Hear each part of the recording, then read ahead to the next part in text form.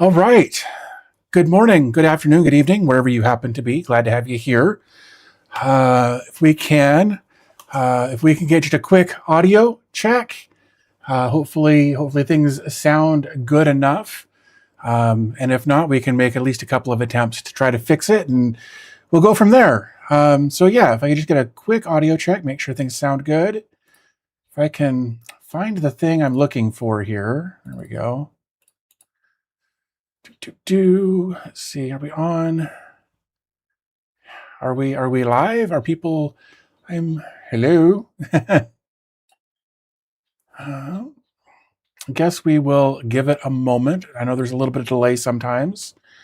I think we went with the ultra low latency here.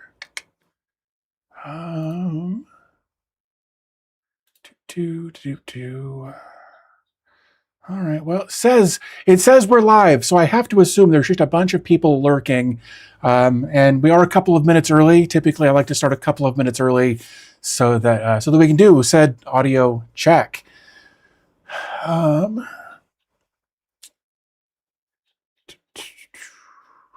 Oops, that should maybe be an email, I think. Nope, that is not. Huh? Do I not have? Do I not have the right stream up? Do I not have what's? Oh, interesting. Like that's okay. Sorry, I had the wrong. That is so weird. Some of this is there and some of it isn't. That's weird. I'm glad I did that. We're gonna give me just a second here. I don't know what happened there, but we're gonna fix it. I don't know what's going on there. Yeah, so we're gonna hold on. I got a comment that I need to remove. No, we're good. They can't. Let's do that. All right. So Vaz has been here for a little bit. JD has joined. Jason Budney's here. Mr. Grey Wolf is here. Budney says live looks fine. Is this live or is it Memorex? I think maybe the mice from Nightbot are sleeping. You forgot to pay the cheese tax, right? Cool. Well, I'm glad that everything's working now. Just for some reason, in the back end of YouTube Studio, where I kind of pay attention to what's going on for chat and that sort of thing, I had popped that out, moved it over to the screen where I'm looking at you guys now, but it wasn't updating. So I don't know what happened there. But I think, or is it just being stupid and it's not updating if I pop it out? Oh, you know what? It's because it says top chat, not live chat. Let's do that. Okay. Hopefully this will continue to update. If I can just get someone in the chat to type something so that I can make sure that this is actually staying updated here, because it's being stupid. All right, cool. Thanks, guys. Appreciate you. I should have known that you guys were going to literally type something, which is what I asked you for. I have to wonder how many of you, though, are on the spectrum. Not disrespectful, just genuine thought. Living with an autistic child has taught me a lot. So, oops, let's display none. Nope, that's not the right one. Did not go up far enough. Let's, where is it? This one? Many of us, right? Display not, no, damn it, still farther up. Still there, no, not that one. Not that one, not that one. That one is the one I want to display none on. There we go. That's better. All right. Well, very cool. Glad to have you here. Hey, the mouse or the bot must have paid must have paid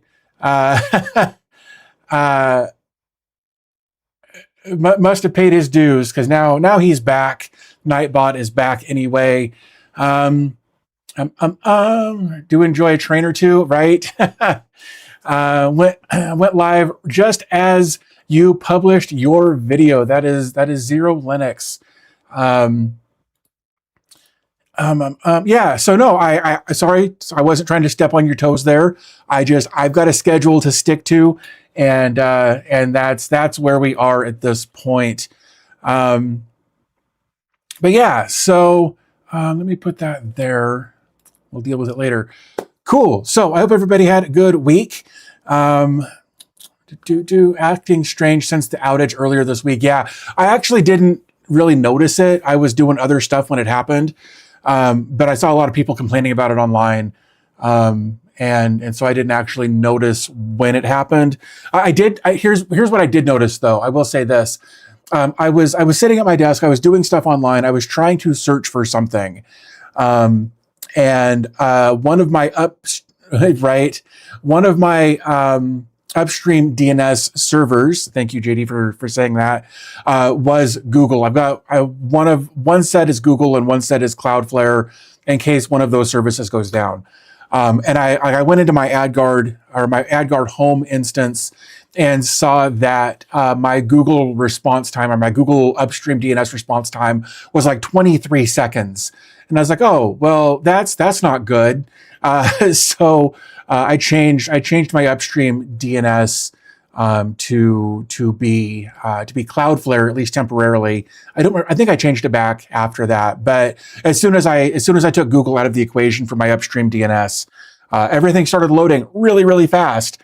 And like the speed test sites and all that stuff started loading again. So at first I thought that maybe I was having an internet issue like locally, or maybe it was my fiber. It turned out to be my DNS. So that was the only thing I noticed about Google having gone down the other day, was just DNS issues and an inability to get anywhere quickly online. Cloudflare and Quad 9 is what I use all through DOH. Yeah. I will probably switch over to that at some point. Once, obviously I'll have to go look up what the DOH URLs for that are for both of those. But I just haven't, it hasn't been a big priority for me to change it after I got it back up and running, and it was kind of out of sight, out of mind, is a huge part of my personality. For better or for worse, out of sight, out of mind is definitely something that I struggle with. So at some point I may remember to fix it, but it probably won't be anytime soon, if I'm being completely honest. So yeah, that's kind of what's going on there. Released a couple of videos this week. Did the normal Wednesday release for RackPeak. Zero Linux, thank you so much for being being a supporter. I appreciate that, for joining as a member. Sorry, I'm just kind of taking a look. Yeah, I did release the RackPeak video on Wednesday. Unintentionally, there was some drama with that that I thought it was interesting. That video is doing pretty well, all things considered. And then the Beelink ME Pro. I'm obviously, as a creator, I'm always frustrated when my videos don't do well, right? I'm always shooting for like top 5, or it being my new video being in the top 5 of my last 10. And what I'm noticing right now is that hardware videos probably aren't going to do that. With everything going on, prices being stupid right now, I'm not surprised that this video didn't do well. I'm sad, I'm disappointed, but I get it. Jan, thank you so much for gifting a membership. Looks like Jason Budney was the recipient of said donation. Zero Linux says I should be punished, forgot to renew my membership. No, man, I appreciate it though. I always appreciate the support. So thank you for renewing. Nighthawk is here. Glad to have you here, as per usual. Yeah, so someone vibe coded stole that project, if I remember correctly. It was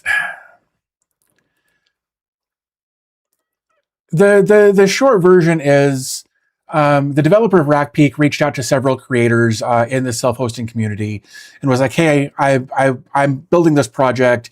If you want to check it out, that'd be great." And it was RackPeak, and it was to help streamline your Homelab documentation, make it easy, make it just as simple as possible. And And the next day, a tweet was put out saying, hey, here's this project I'm working on, which is a different person entirely, who, here's this project I'm working on to document my Homelab, like 24 hours later. And then a couple of days later, a video was put out about that. There was some back and forth in the community in some posts, and somebody just straight up asked him, like, were you working on this project prior to OP posting about their project? And his response was no. He ended up linking to OP's project in his video description, saying that it was inspired by OP's project. That's original poster. I probably don't have to explain that, but just in case, OP, original poster. In this instance, it can also be overpowered if you're a gamer. So anyway, and I think the whole thing could have been avoided if he had just said, hey, I vibe coded this in the last couple of days because somebody put out a project that I thought was a good idea, but I wanted my own version of it. I think if that had happened, it would have been a non-issue at all. But it's always very easy to quarterback that after the fact, right? So he ended up taking the video down, though it was referenced in the self-host newsletter that went out Friday morning. So if you want more detailed information, definitely check out the self-host newsletter. Ethan did a pretty good job of covering that, and managed to be pretty self-deprecating in the process, which is one of the reasons that I love Ethan. So so that was the kind of the drama that I was kind of in the middle of a little bit, regarding Rack Peak and a vibe coded project. Again, I don't have an issue with projects being vibe coded if the person behind them knows how to check the code and do the testing and that sort of thing. And the person who built the vibe coded project is a developer by trade, so I didn't really have an issue with him doing that. It was just the timing of everything that I think. And the lack of saying, hey, this was inspired by, or I started building this because this other person reached out, or whatever, right? But it is what it is. And he's taken the video down, which I don't think was anybody's issue or whatever. It wasn't the video itself; it was just the way it was handled. But so that was Wednesday when I released that video, and all of that happened. And then Friday, I released the video on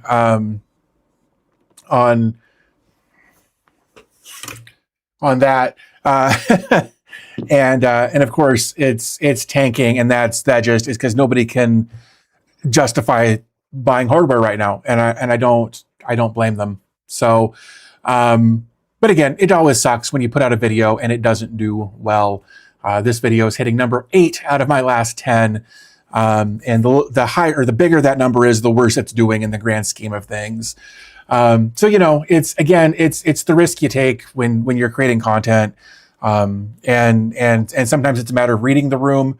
And right now the room says we can't afford hardware. And I get that. I wouldn't be able to buy anything that I've been reviewing lately because prices suck on hardware. But somebody did make a funny comment on that, on the ME Pro from B-Link, because I'd mentioned that there's 12 gigs of soldered RAM, so there's no upgrade path, and they're like, there's no upgrade path anyway since you can't buy RAM. And I was like, that is a very, very good point. So, but yeah, so that's right, and that was another thing that I had kind of considered as well, that everyone has also reviewed the B-Link NAS, so that might be why. Yeah, and I think you're right. I think that's also part of it. That's one of the issues with being a product reviewer is companies will send out, however many products, and then they all just kind of come through at once. And it's why I don't like CES footage. It's why I don't like, when Apple releases a new series of products or whatever, because all of my feed is just filled full of that, and I just don't care. So I kind of get that as well. Vaz, geez, nobody can justify buying hardware right now. I think I shouldn't have ordered the 2 Synology NAS and 22 terabyte hard drives yesterday morning. That is so much more than I can fathom. I can't imagine. I can't imagine having 22 terabyte hard drives at all. I think my biggest, it is, I think my biggest drive in any of this stuff back here is like 10 terabytes. Yeah, I can't imagine having that much hardware available to me. Let's see. Zero Linux says most of my vids are 8, 9, or 10, or 8 or 9 of 10. I don't care because it's just a channel extension of Zero Linux. That's fair. That's fair. Hey man, it's your long lost son, Mr. Moneybags over here, right? In many ways, it makes sense to run old pre-used hardware since it's a lot more accessible for regular. I 100% agree with that. I 100% agree with that. Like my first Homelab was, oh man, it was an AMD. I think I might even still have it. But it was still like the bulldozer architecture that came out before Ryzen. So it was power hungry and super inefficient. And luckily, creating the content that I made around that opened access for me to acquire some of this other hardware from different companies. So Vaz says, I only have 9 terabytes of free space, so I decided to add a bit more. A bit, huh? What is that, 440 terabytes or something? I think that's what that totals out to be. Of course, you're probably going to lose 100 of that in RAID and formatting and that sort of thing. But 300 terabytes of hard drive space is still like 220 more than I've got or something. One of these days I should really figure it out. I don't have any idea what my actual storage space here is. Austin says, do you prefer Anchor or Ugreen for portable? Portable what would be, I guess, my question there. Recently did see 2 Dell servers with approximately 96 gigs of RAM on sale. Those had 8 terabytes SSD and combined for the servers was 420. That's a really good deal. Oh, for chargers? I have, damn, that's a really good question because I have some and I can't remember. I think they're Ugreen. So I'm just trying to like look around. Oh, here we go. What is this? It is Ugreen. Yeah, I've got 4 of these. 2 of them that are this size and 2 of them that are the bigger size. And they're great, man. They're like, I like them a lot. Oh, this one's like dead. But it's got like a screen on it. It gives you information as far as like how much power is coming in or going out, and it breaks it down by whichever port you're using here. I know that's nothing fancy now, but I'm a big fan of the Ugreen. I've never used an Anchor one, so I can't speak to that. So I don't know. Let's see. Watson76 says, between my 3 NAS units, 2 on-site, 1 off-site, I'm running just about 120 terabytes. That's pretty good. That is pretty good. I really need to get an off-site unit to do some off-site backup stuff one of these days. JD says, Ugreen, to be honest, Anchor's also good, but their camera fiasco, I haven't bought anything from them. Anchor camera fiasco. I don't know if I'm familiar with that. What?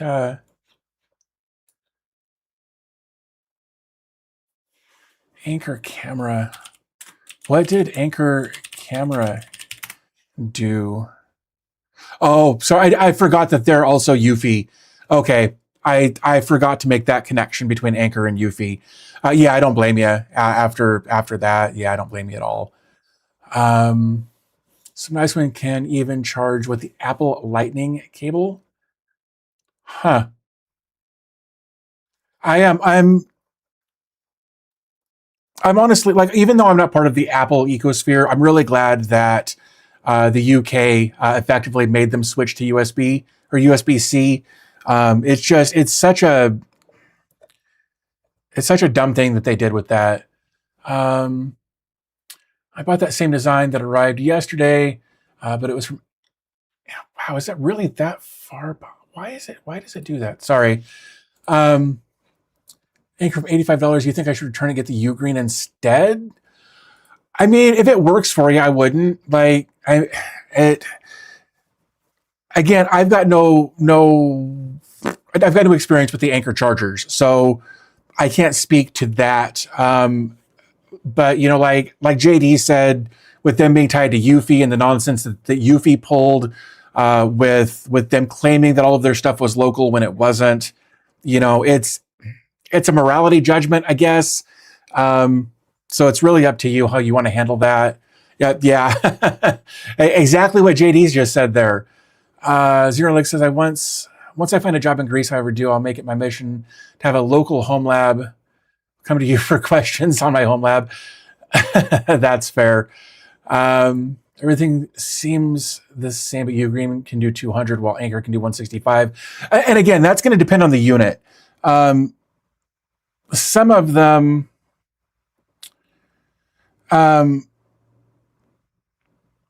like the one that I've got here, this small one can only do 100 watts. In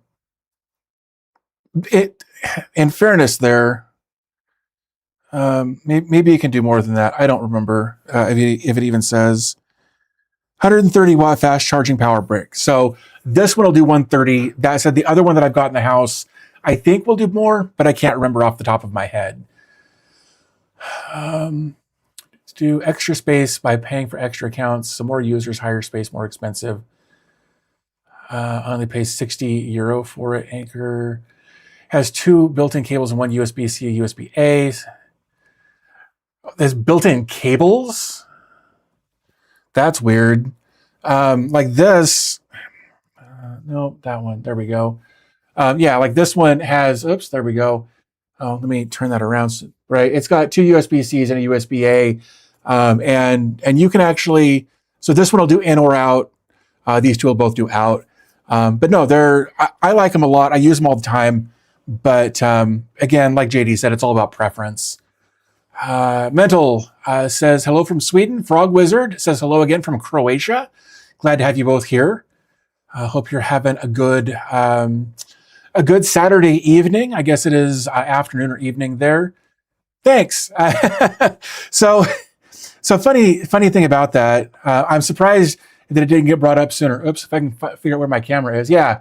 So my wife paints her nails every week, and has been trying different brands over the past couple of years. And the one that she's been using lately, she's been really happy with. Her nails actually look better. Like they look healthier even when they're not painted. And she's like, when I put this stuff on, I can feel it like almost soak in. And I was like, really? That's weird. So she put a clear coat on this thumb. And I was like, okay, I can kind of see what you're saying. I was like, but I don't have any point of reference. So she painted my other thumb this color, and it felt the same, which just told me that like her nails are actually healthy enough to feel it now. Yeah, I will probably actually keep it. I really like it. And I've got sunglasses that are magnetized that go on here, and they match perfectly. And we didn't realize it until like a day later. So yeah, so I will probably keep it. It just a fun little thing, you know. Some people say if the cables break, then that part of the charger is useless, but Anchor said they tested it 25,000 times. Cool. Some people have different use cases than whatever Anchor may have tested. I would not want my cables integrated. I would definitely want them to be pluggable, unpluggable, that sort of thing. Mental says that he has the U Green and it's great. Yeah, like I said, I'm a big fan of the U Green stuff that I've got. PWL Love Handles says the single thumb is fun. My wife painted mine for Thanksgiving outfits last year. That's great. I dig it. I think it's a lot of fun. Yeah, definitely look into the U Green one. What's the word? 130 watt power bank. Get the LTT cables. Yeah, not for those prices. Look, I'm sure they're great. Yeah, but no, I'm not going to do that. Yeah, the 100, damn it, top down. There we go. If I get the right light there. Yeah, this is the 20,000 milliamp hour, 130 watt. Yeah, this is the one I've got. Um, but yeah, no, they're great. I love it. Never had an issue with it. They hold a charge for a really long time. Like even if you're not using them, if they're just sitting there idle, they hold it for a really long time. Um, Mindband 2026 says hello. Well, glad to have you here, Mindband. Glad to have you. Oh man. Oh, let's see. I bet this is still gonna be too hot. That one works with laptops. It depends on your laptop power needs. Like this one will only put out 100 watts. The one I've got over here will only put out 100 watts. So as long as your laptop requires less than 100 watts, it should be fine. Again, the other one, I don't remember what the power output is on that. Once you burn your whole mouth, it's fine. You won't feel it, right? Yeah, I'm trying not to do that. I've also got some water over here, just so I can have a couple of different things to keep me going. Oh, that was another thing that happened. So that is that silver box right there. So the silver box back there, that's the Alaris One. I'd been using it for my daily desktop driver in there, and I was hoping that when the official 5090 mobile drivers were released, that it would be better, and it's just not. It's just not. So I went back to my. So it looks like a mashed Mac, yeah. And so I've got it back to having Alaris on it. I've been messing with that for the last couple of days, and just went back to my laptop, and it's fine. Vaz says, by the way, that nail polish test, you had it last stream, didn't you? I think I noticed it, but my ADHD texted me to keep quiet. Yeah, I did. And honestly, like, here's the thing. Like, and I've been thinking about this since I've had it, because it's been a couple of weeks. Again, I like it. I just, it's just something, and I don't know how long I'll keep it, but I like it. And I've spent so much of my life being super concerned about what other people think about me. And I've limited myself based on the idea of what somebody else that I don't know thinks about me. And that frustrates me a lot. The fact that I have limited who I am and whatnot, based on what other people that I don't care about. And I'm not saying you guys, just the general public, right? And I figure if there are people here in the community on the streams that watch my content, whatever, if they have a problem with it and they want to leave our little circle here, that's fine. If somebody is going to make a judgment call on me because of this, doors over there, man. So yeah, I'm hopefully gonna stick to that. So we'll see.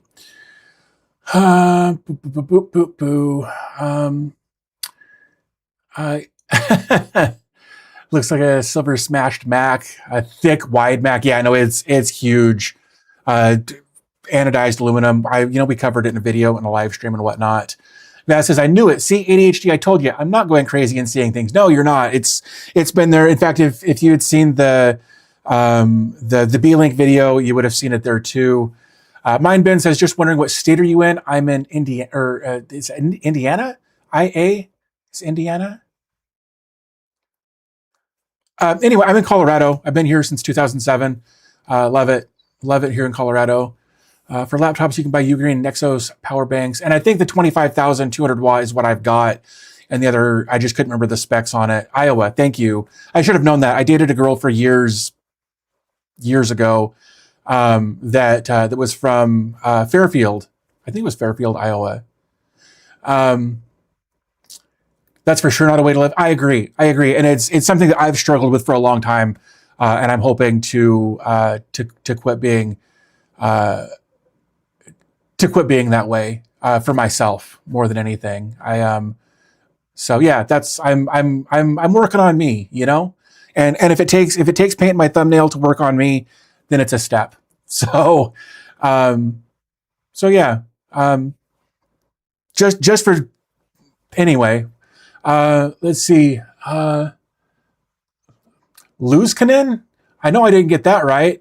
It says, I'm in Colorado as well. That's awesome. Yeah, I've been here since like 2007 and I love it. Um, you have to adopt the FM mentality, but you also have to be careful with it. Yeah, that's a line to walk, you know. Um, but um, but I think it's an important one to walk. Uh, Vass says, "Man, I'm a 50-year-old fart with hair that goes down to my waist. You cannot imagine what I've been through in the hands of small kids. And yes, I do feel Benita. That's important. Um, that's awesome. But yeah, no, I can't imagine. Home of John Denver. Yeah, I yeah, I'm a big fan of Colorado. Like I said, I've been here since 2007. I lived in Idaho prior to that, and I had some friends who had moved down here for his work, and he and his wife had spent a little while trying to convince me to move down here. I'd never visited, and then one day I was like, you know what, screw it. If the offer is still open, I'll see what I can do to get down there. So I rented a car, came down with just whatever would fit in that car, and my cat, and yeah, so I had never been to Colorado. I had never visited Colorado before I lived here. I just moved down here from Idaho. Just I drove down one day and I've been here ever since. So 99% of all YouTubers I follow has ADHD. Yeah, man, you kind of have to, I think, to at least to a certain degree. Lived in the Springs for 10 years on paper, but more than half of that was actually in Iraq. I love the Springs, but the housing is too much, so I'm in Texas. Yeah, man. Housing in Colorado Springs, and I know it's a disaster everywhere. Housing here is crazy. Like I'm super fortunate with my situation with my landlord. He's been very generous as far as keeping my rent reasonable because I've been here for 13 years now, I think, in this house that I've been renting. My credit was crap. I've been renting from an individual rather than a property management company. But yeah, no, the housing market sucks across the board.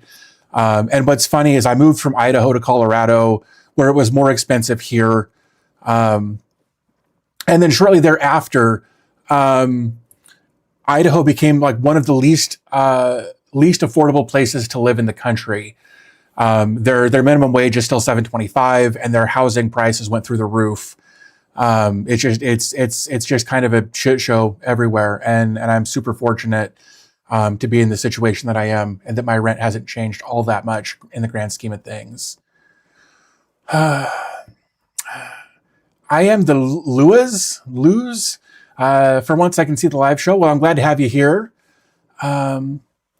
Forsaken says, I want acreage, but unless you're in BFE, it's not happening without a lot of money. That's true. Yeah, no, it sucks. If only I could go back and do my entire life over, But we're making the best of the current situation that we're in. And we're making it work for the time being. We'll see what happens as time goes on. But yeah, that's kind of where we are at the moment. But I mean, we would love to have a little bit of land, but that's just because we've got a crazy backyard and we're super into plants and that sort of thing. So still working on the reset button. Sorry guys, the 3090 running GPT OSS is taking a while. Yeah. But yeah, so no, we're fortunate to be where we are for as long as we have been here. And with the kid and his situation, Colorado's a great place to find the help that he needs to get through his day. So that's been really good. Even his pediatrician, when they were still in Idaho, mentioned that Colorado was going to be probably the best place for him to be to get the help that he needs, and will probably continue to need indefinitely. So, Watson says, I'm very fortunate. I bought my house in March of 2020 with a 2.75% interest rate, right? But things weren't crazy here in North Carolina. man, the thought of a sub 3% interest rate, hell, the thought of a sub 5% interest rate now just makes me giddy. And I don't think we're going to go back to that anytime soon. I don't think we'll ever be sub 5 anytime soon. Where I am with Docker is, unless something super cool comes along, I don't think I'll be adding any more. Honestly, man, that's kind of where I am at this point. It's very rare that something new makes its way into my stack. I've been doing a better job of trying to document things and that sort of thing. But as far as adding anything, I can't imagine. Things pop up every once in a while.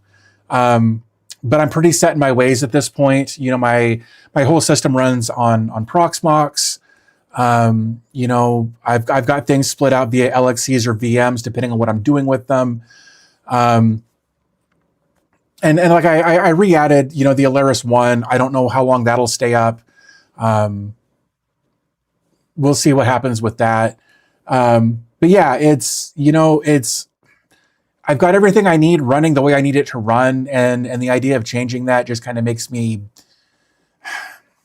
feel icky.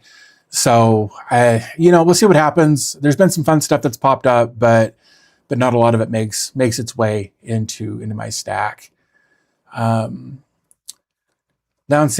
sounds fun, and you have to deal with the upkeep. I mean, it depends on where you are. Upkeep can be vastly different depending on where you are.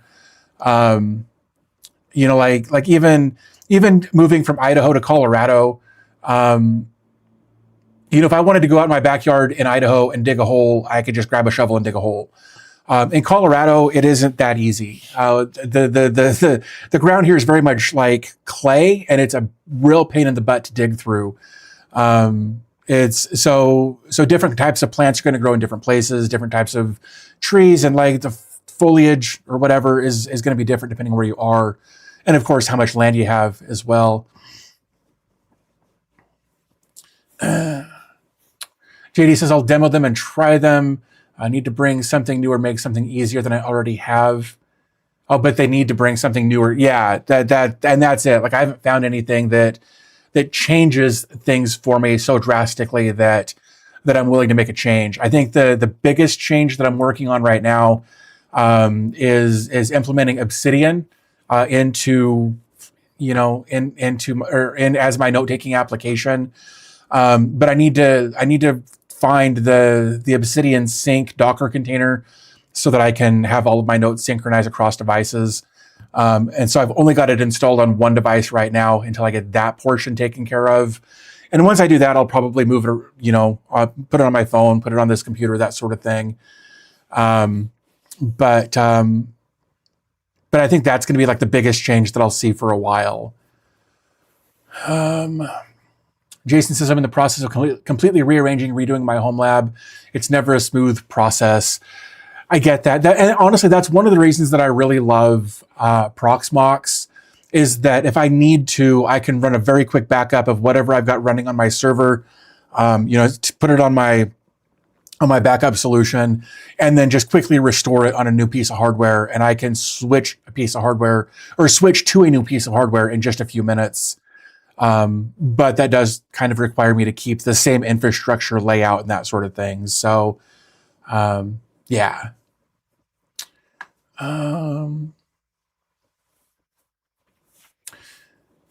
I'm here because he shows new stuff that's out, and based on his review and what it does, lets me know if I need it or not. Well, cool. I'm glad. I'm genuinely glad that I can be that person for some people. Because I get to help kind of both sides of the aisle, at least in my brain, I get to anyway. I get to showcase the work that developers are out there doing that might not get recognized otherwise. And as a result of demonstrating that, I get to show an audience what kind of applications are now out there. So I feel like I'm kind of helping both sides, if that makes sense. Or that could just be me ego stroking myself. So it's, just Jay says in Florida, it's constant battle with nature to keep your land clear. I believe that with that much humidity and that much going on, that doesn't surprise me at all. Is there even a sync container for Obsidian? Sync is a commercial service. I'm pretty sure that I have been led to believe that there is a self-hosted Obsidian sync. Oops. Let me do that. There we go. Yeah, it looks like this is Obsidian Live Sync. This might not be the only one, but self-hosted Live Sync is a community-developed synchronization plugin available on all Obsidian-compatible platforms. It leverages robust server solutions such as CouchDB or object storage systems, Minio. Minio's a crap show right now anyway, S3, R2, etc., to ensure reliable data synchronization.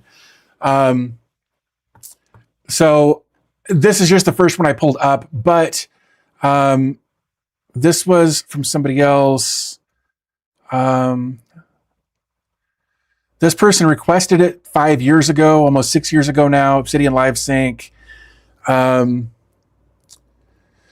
So it looks like Obsidian Live Sync is the one. Is this one? Is it the same one? Yeah, it's the same one. Ooh, sorry for that. That's blinding. But apparently this is the one that people are using to synchronize their Obsidian instances. This is the one I want to check out, I think. And again, people in Discord have told me about some. I don't know if this is the one or not. This plugin is not compatible with the official Obsidian sync and cannot synchronize with it. So yeah, I may give this one. This is set it up on fly.io. I know there's another one out there that can be self-hosted. Oh, JD says, I don't recommend it. This is the one. Interesting. Got it working, but not on VLANs. Interesting. Yeah, I know. I'll have to dig around a little bit and see kind of if this is if there's another option. But it really seems like, I mean, I guess some people are using SyncThing to do that, but I feel like that's not going to be quite as smooth and seamless.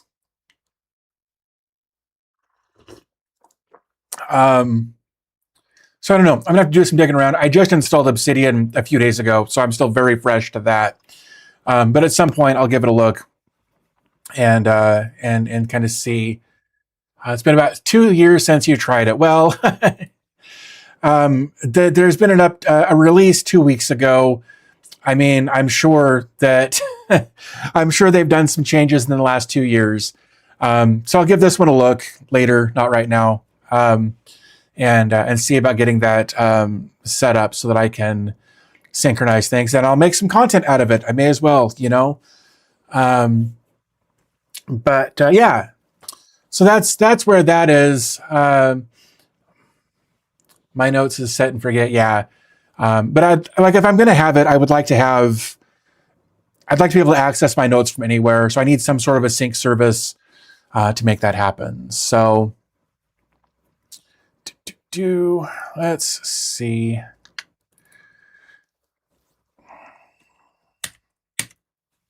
Sorry, I'm just pulling some stuff up over here. I mean, we're all kind of here, at least in part, to take a look at some Homelab submissions. And maybe we should get into that a little bit.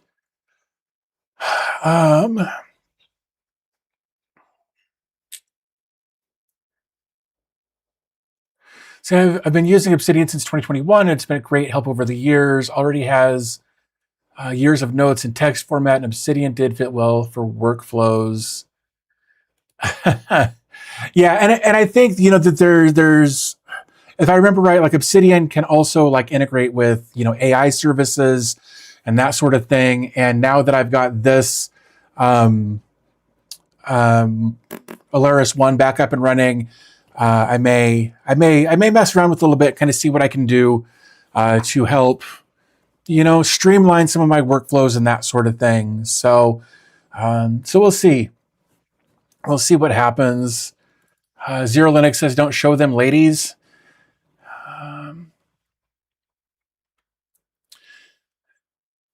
Obsidian is the self-host. I've been considering something and looked at.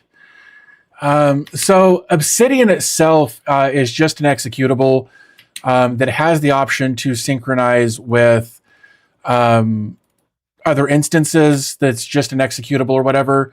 But I am so dumb some days. I don't know why you guys put up with me. But I want a self-hosted sync service. Always nice to see you smile. Life can be hard, which is right now. Yeah. I think you got to smile. And I think that can be really hard right now. I went through a couple of weeks of some real bad mental health. Luckily I was kind of able to recognize what was going on, and try to make some changes. I'm still coming out the back end of that. But yeah, I've been working on trying to find some things to make me smile a bit more these days, and that's been super helpful. So, okay, let's see. Oops, that's that one. All right, let's start with this one. Let's take a look at the first submission that was sent to me a while back.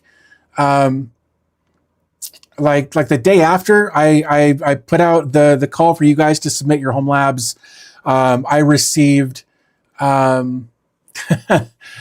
received a PDF of a Homelab, but I was like, hey, how about some pictures? And then I finally got some within the last couple of days. So let's see. If you want to smile, just look at the rack behind you. The rack behind me is great, but it's just stuff. And I know that's a stupid thing to say, but it's the reality is I could put what's actually running in my Homelab on a corner shelf somewhere, and it would be about this tall, And so for this to be a 27U rack full of stuff, this is mostly for the background, man. And again, I know I'm in a very privileged position to be able to do and say that. Please don't think I don't recognize that. But I could put the Zima Cube and a NAS on a shelf somewhere, and that would be my Homelab sorted. The rest of it is fluff at this point. We lost a few friends recently to age. We currently trying to cope. Having friendships, yeah, having friends does help. And losing friends sucks. So I'm sorry that you're also dealing with loss. But I hope you get through it. Let me see if I can find.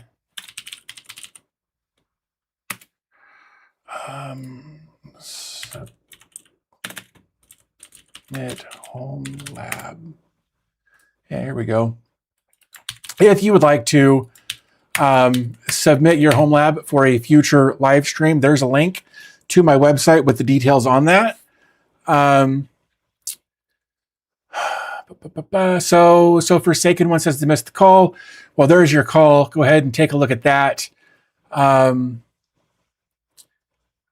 Listen, she was a worse mess. No worries, man. We're not here to judge people. We're not roasting anybody. I tried to be very clear about that in this, I think, but I'm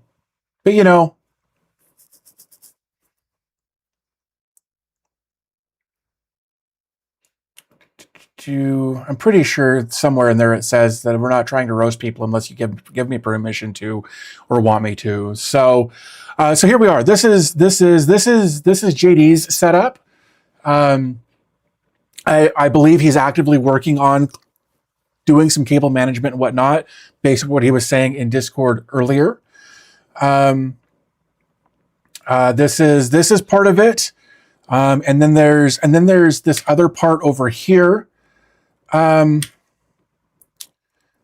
I want to read through some of the notes that were left over here, or that were sent over here. So He says he runs an on-prem Homelab built around Proxmox and Kubernetes, focused on automation, production style infrastructure and security. Was started as a few VMs, has grown into a VLAN segmented Proxmox cluster running high availability K3s with replicated storage, centralized monitoring, automation, and some fun projects like Minecraft and local AI. This lab doubles as both my learning environment and real services platform. So there's a bunch of networking stuff going on here. This looks like a minis forum like MSO2. I could be mistaken on that. This also looks like a minis forum, mini PC, sort of like the one that I sent my grandmother last year, just based on the shape of it. I don't know that that's true or not. MSO1. Okay, I was close. Some more networking gear down here. This down here looks like a Raspberry Pi device of some sort. It's an HP workstation. Okay, cool. Got some Unify gear there. Pi KVM. Okay, I was pretty close. I've got a tiny pilot that looks very similar. So that's kind of why I recognized it, I think.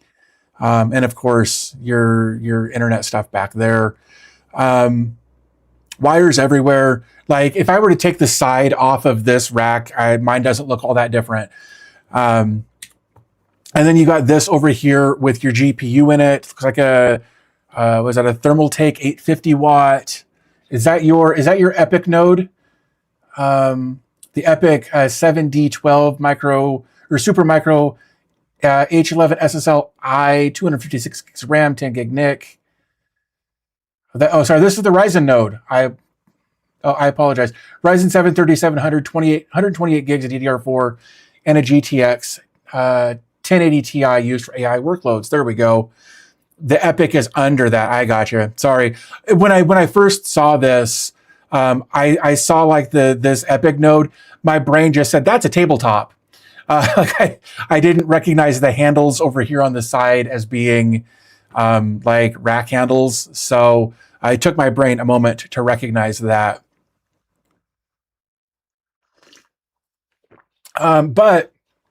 So this is the Ryzen 7 3700, 128 gigs of DDR4 and the 1080 up here. And so under it in this rack mount is the AMD EPYC 7D12 on the Supermicro, 256 gigs of RAM and a 10 gig NIC. Cool. That makes more sense. But I may have missed something. I think I did. Oh, there it is. Okay.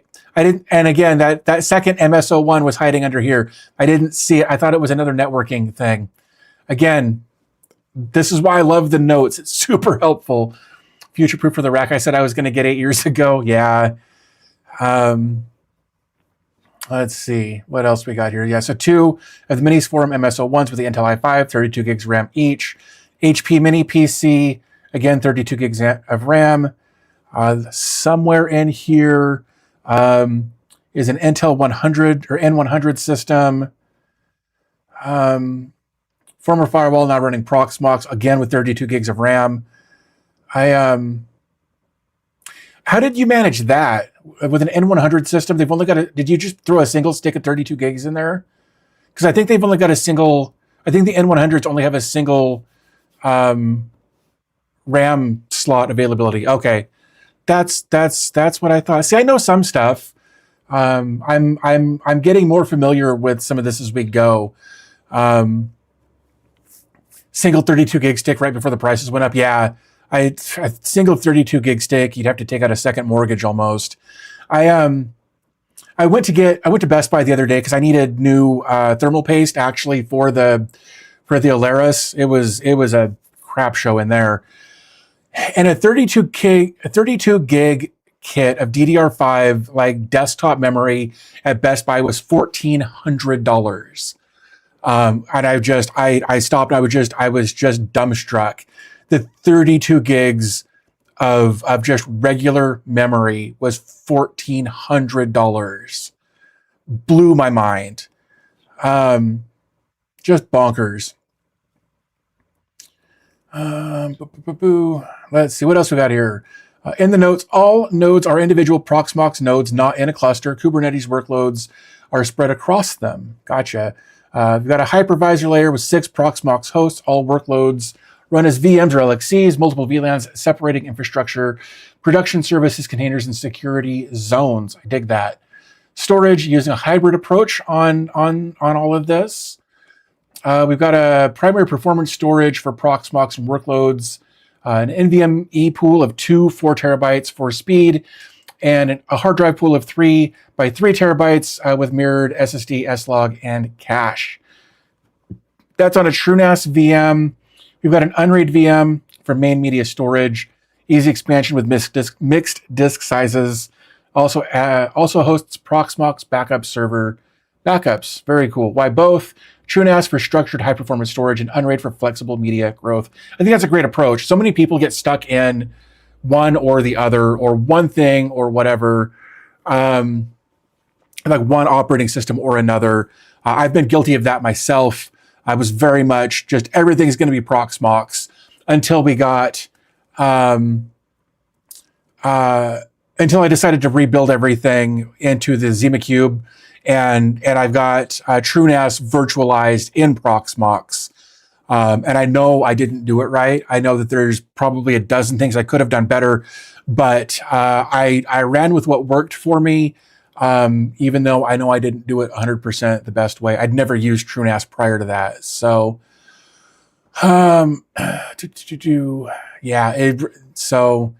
Rudy Plain says, with 46 viewers, we need more likes. Smash the like button. Well, thank you so much for that. I appreciate it. I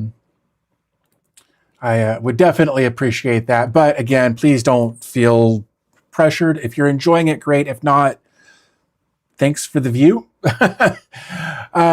So also in here, we've got a Kubernetes cluster, K3S, 3 dedicated masters, 3 worker nodes with Longhorn volumes replicated across nodes, and a core stack of Rancher for cluster management, Longhorn for replicated persistent storage, Traffic for ingress, Technidium for DNS, and Git for code repository.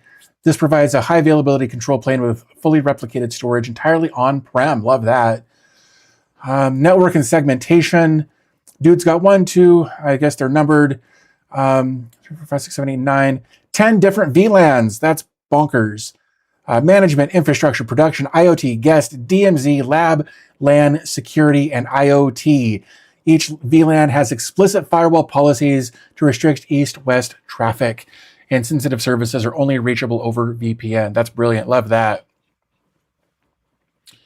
Let's see. Fast Blast says, hi, I don't know if you remember me from Mastodon, but I made the stream after all. That's awesome. We haven't got to yours yet. We're just looking at JD's. He's the first one we've looked at. But we're getting through it. We took a little while to just hang out and chat for a bit. Luzkanen, I know I've screwed that up. I don't know how to pronounce your name, man. I'm just going to call you Luz. I think I just got to do that, because beyond that, I will repeatedly screw it up. Says I'm working on a 3-node OKD cluster on 3 framework desktops. It's a bit slow going, though. Loose cannon. Okay, I dig it. All right, thank you. That helps, Loose Cannon. Appreciate it. Lester says, I appreciate that Homelab. It reminds me of what I started out with. Now, in fairness to JD, he just moved recently. So, I'm sure he's been busy with work and whatnot. But again, yeah, like, here's the thing. Again, I've said a couple of times, we're not here to roast things. Like, this works. And if it works, then man, rock on. All right. So physical network stack, we've got UCG fiber as a primary gateway. We've got a USW Pro Max 24 as the main client switch. U7 Pro XG for Wi-Fi access. TP-Link Omada as the 10 gig main aggregation.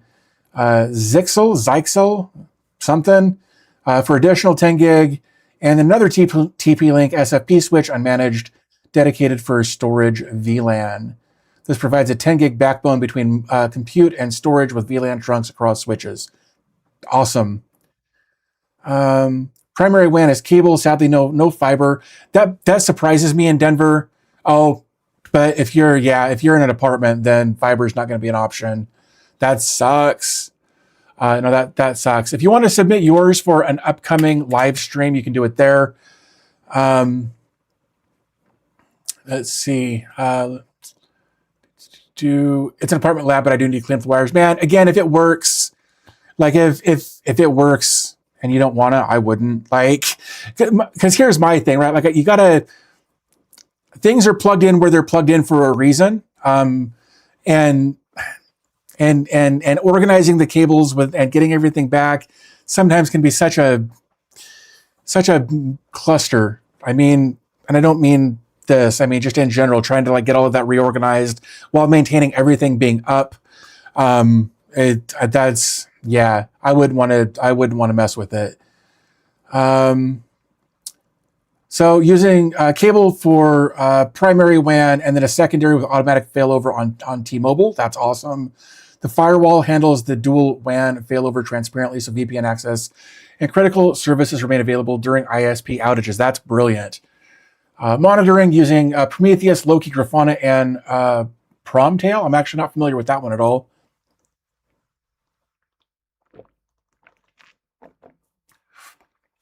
Cable management is for OCD people. I don't necessarily disagree with that, and that is a huge struggle for me.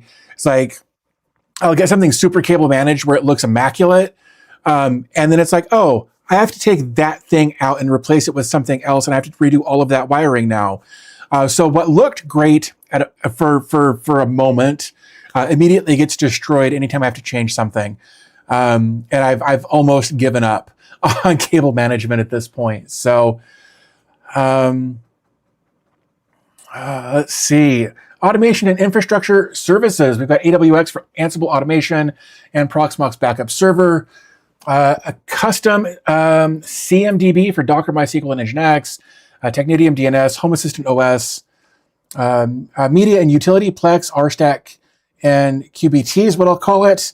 Media stored on Unraid via SMB after running into NFS stale mount issues. That sucks. So what I did is my TrueNAS VM on the Prox, my Prox cube, my Zima cube that's running Proxmox, is I've got media acquisition on that, so it all just kind of stays local. So I don't have to move it around on the network. It all just stays on that VM. And that's been working really well for me. Just described how I got to this state. Yeah. Like my desk, like all of my wires under my desk used to be like all tucked up and whatnot. And then I had to change something and I had to tear it all out and I got it all put back. And then I had to change something. I tore it all out and put it all, and I was just like, you know what? Screw this, man. I'm out. Like, I will tuck things back a little bit so that my feet don't get caught up. And beyond that, I don't care. So I can only get fiber or cable at my apartment. What pisses me off is the office has fiber. Yeah. But running one of those a cable receiver box, I can't think what they're called, but running one of those to each, it just seems like it'd be a nightmare. This was an Unraid specific issue. I could run that stack on Unraid. Oh, okay, I gotcha. Yeah, and again, I just don't want to pay for Unraid. I think that's ultimately what it boils down to. I know they've got the free trial, and several people have offered me licenses, but I don't know what hardware I would put it on. I don't know. But yeah, so that's, again, TrueNAS. I just went with that because I kind of experimented with it once. And I was able to get it set up in a VM relatively easily. I will say that as I was going through that setup process and passing the hard drives through to the VM, because that was what my option was with the backplane on that device, I know I could have passed, I should have passed a SATA controller through. But the SATA controller is the whole backplane on this, which has also got 2 drives that I'm using specifically for Proxmox. And I didn't want to get into that. So I passed individual hard drives through. And I was up late one night. I was in bed. The wife was asleep. I was really trying to get this done. And it sent 3 of the 4 drives through to my TrueNAS VM. And the 4th one would start to spin up and crash out, and I couldn't figure out what it was. Could not figure out what the problem was until I realized that I had duplicated one of the drive IDs in my pass through. And once I replaced it with the correct fourth drive ID, it just went through. It was fine. Like everything just worked at that point. I set up my pools and I set up my shares and I set up all of that stuff, and it was great. So, JD says he got a lifetime years ago. Yeah, again, I would like to try out TrueNAS, but I don't want somebody to give up what a license that they paid for me. And I don't want to pay for one. So, I started off using TrueNAS as a VM and manually passed through 6 drives. Yeah, and I passed through 3 drives and one of them twice, and that's what screwed things up. Once I fixed that 4th drive ID, everything was fine. So, and I was angry when I realized that I'd been dicking with that for like an hour before I realized that one of my drive IDs was duplicated. Forsaken says I had all my cables tucked away and pretty, but got a new router switch, an AP, and now I have wires everywhere. Yeah, it happens, man. I ran TrueNAS that way for years without issues. Though migrating them did cause some issues, so plan on rebuilding, not just moving the disks. Right? Yeah, I don't know what my plan is going to be. Like, I think if I do it, I will find a NAS, or I will find something. And rebuild it the right way if I can figure out how to do that the right way, and then I will, like the containers that I have running on TrueNAS, I don't care about. I can set them back up with little effort. Like they don't contain anything pertinent. Like if they go down, I'll just restart them and life will go on. There's no sensitive data being stored there, and I'll just migrate my data over and it'll be fine, and go that route. So.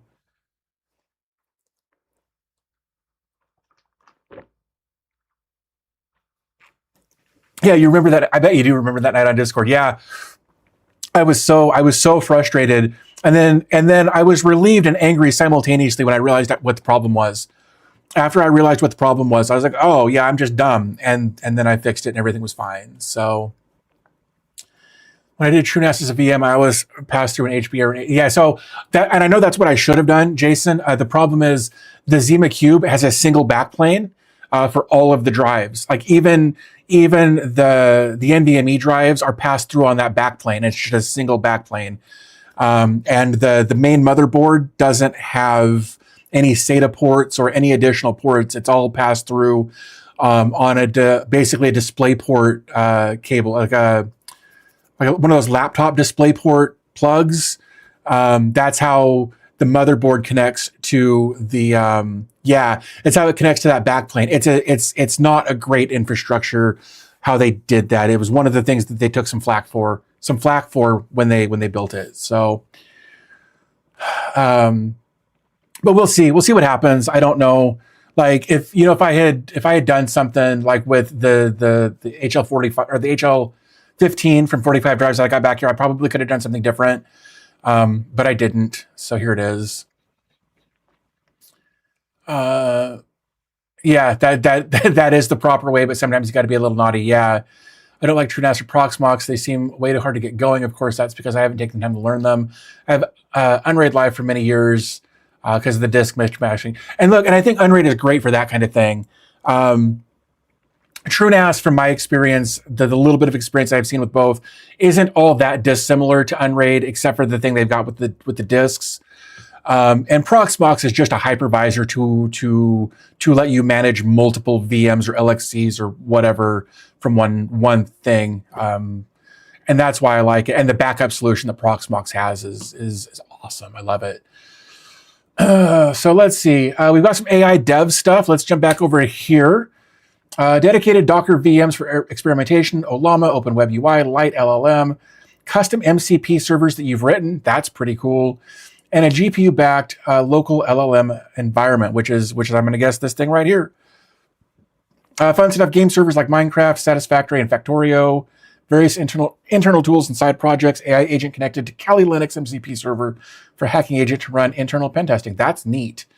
I wish I had that much gumption and know-how. I get it. Use what you got as a TrueNAS neckbeard. and they give you crap for running a VM. Yeah, that's funny. Security is treated as a first-class concern, as it should be. VLAN isolation between infrastructure, production containers, and IoT. VPN-only management access via Tailscale. Traffic reverse proxy for exposed services. Pangolin on VPS to expose there if I want to expose to internet. CrowdSec for automating malicious IP blocking. Token secured APIs. No publicly exposed management interfaces. That is so important, and I think people miss that. The comment you've got here about no publicly exposed management interfaces.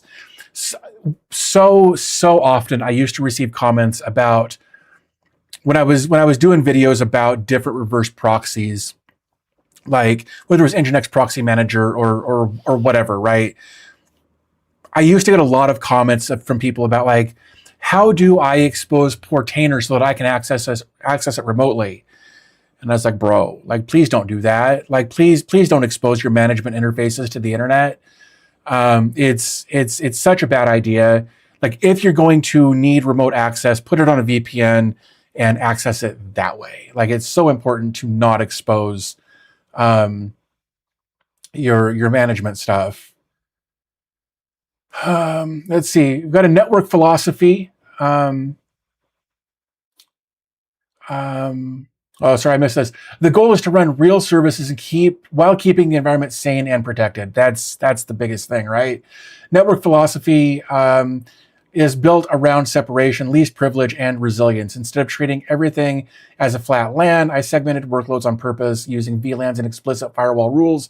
Infrastructure, production, containers, IoT guests, and security all live in their own zones. I've got a few different VLANs, but I don't know that I set them up right or that I have them segmented properly, or if I have just given everything a separate IP address, subnet, and I've hoped for the best. So far, I haven't had any issues, but who knows? Like I'm sure there are things. Networking is where I struggle a lot. I don't necessarily understand certain elements of it that I probably should understand better given this behind me. But as far as I know, the only thing I've exposed is Ombi, and it requires your email to be in Cloudflare to access it. Plus, yeah, and I've done things like that, like what Forsaken has mentioned there. But yeah, like even that has its own set of risks. But Cloudflare is usually pretty good at allowing you to be really restrictive via, like I use IP addresses for a lot of my restrictions. So unless you're on my network or on a dedicated IP I have through a VPN, there are certain things in my stack you can't access. So kind of a similar thing. JD says, blame the months I had to learn networking for work. I would love to be in a situation like that. I genuinely would. I would love to go in as a low level and just learn. I would love to be able to have an experience like that. I'm glad for Tailscale and the like. Otherwise, I would expose anything I self-host. Use Tailscale as well. I've used Tailscale for some things. Made a couple of pieces of content about it way back in the day. And I've used a few different things over the years for remote access. The thing I don't like about, or at least at the time when I tried it out, whether it's Tailscale or the other one whose name escapes me right now, is that they all give No, it wasn't TwinGate. It was another service, Tailscale, and can't think, but it wasn't TwinGate. Somebody else say it in the chat. Nope, not NetBird either. This is years ago. Anyway, the problem that I have with a lot of those services, at least back then, was that, like my one of my NASs is 192.168.0.18. But if I wanted to access it on Tailscale or the other one, it would be a completely different IP address, and I didn't like that. I didn't like having to remember multiple IP addresses for the same piece of hardware. Not Pangolin. Pangolin's really new. Tailscale alternative. Zero tier. Zero tier and Tailscale. Zero Tier was the other one I was thinking of. And so they, when you access them via their client, like on your phone or on your laptop or whatever, they get a whole new subnet that you access them on. And I don't know if and again, that's a networking thing that I wasn't aware of that may have been an option back then. But at this point, I'm away from my house so little that it doesn't matter. The stuff that I need access to, I can access pretty easily. But yeah, like, and again, there's so much networking stuff that I would love to know more about. But I don't know how beneficial it would be to me in the grand scheme of things. I don't know. But again, like I honestly, I kind of envy your experience, JD, of being, at a place of employment and they're like, hey, you need to know this, go learn it. Because it served a purpose for what you were doing in a professional setting. I would love to have an experience like that. Even if it pissed me off in the moment, even if it was frustrating, I think in the grand scheme of things, it would give me a feeling of achievement that I wouldn't have otherwise been able to force myself to achieve. What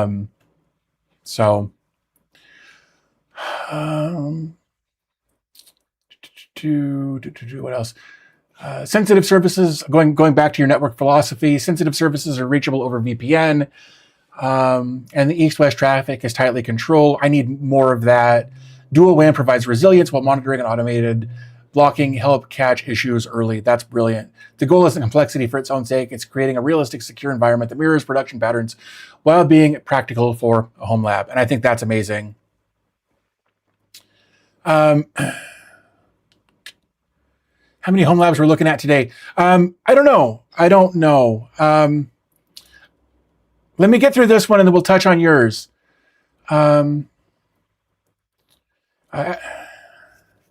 Biggest lesson. Oops, hold on. Practical is how I put it. I run Tailscale on a subnet router and have it pointed to my Pi-hole DNS. My services. Practical is how I put it. Yeah. Started learning home labbing to learn infrastructure hands-on instead of just reading documentation. I love that. I do much better with hands-on stuff as well. Over time, it evolved to a mini production environment, Proxmox, Kubernetes, replicated storage, automation, monitoring, segmented networking, all running on-prem. Biggest lesson, design with best practices from the start, especially networking, storage, and security. My lab is on the more complex side, but that's intentional. My goals are learning production-style infrastructure, Kubernetes, automation, and how to secure things properly. I put a lot of focus on VLAN segmentation, restricted access, VPN-only management, and automated production protections like CrowdSec. At the same time, there is no one-size-fits-all home lab. I love that you put that in there. That's super important. Some labs focus on media, smart homes, or a few core services, and that's just as valid. Home labs should be built around what you want to learn or run, not what looks impressive. And I think that is a very, very important thing that so many people miss the point of. Like looking at, like Techno Tim's home lab is intimidating, right? Just looking at it, like aesthetically, it's immaculate. But that's not everybody, right? That is, I think that's such a small percentage of the home lab community in the grand scheme of things. That's not what he's got in his home lab isn't practical. It isn't what most people are going to have. Yeah, there we go. So looking at like Techno Tim's home lab is intimidating, even though he and I have the same rack, right? He and I literally have the same rack. His is just in white, and he might have the 42U now. I don't know. At the time, I didn't need a 42U, but I went to put the the Alaris 1 in the rack yesterday and realized I didn't have any more space. I may have to figure something out there or restructure something. I don't know. I'm gonna have to figure something out at some point. But and then let's see, we got future goals. Like most home labs, this setup's always evolving, moving everything to a proper rack with structured power, cooling, cable management, finishing redeployment of services after this rebuild, including image for photo management, completing my Frigate security camera for setups for local AI-assisted video monitoring, and continuing to refine automation monitoring and security as the environment grows. I think those are all future goals that are hell yeah, man. I think that's well done. But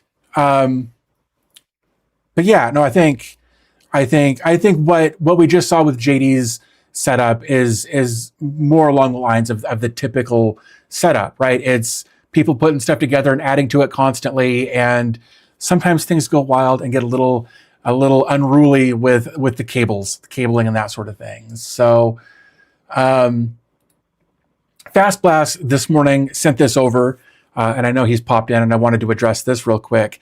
And while it's cool to see all of that different hardware and all of that stuff all have a purpose and doing that kind of thing, I think there's also a place for this, right? Fast Blast over on Mastodon sent this over this morning and said, "Here's mine."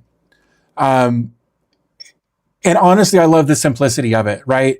Like there were things that were done deliberately here. Like I'm not entirely sure what the napkin underneath is for, though part of me says that it vibrated just a little bit, and that little vibrating noise was enough to put something under it to make it stop. That's my assumption, but Raspberry Pi, man, this looks like a Raspberry Pi 3B. And I only say that because of these HDMI ports right here. Yeah, it was bugging me.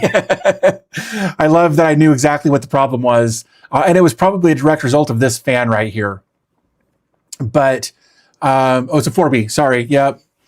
But I love the simplicity of it, right? Like thought was put into this, right? We've got a little bit of an infrastructure so things aren't going to get dropped on it and hurt it, right?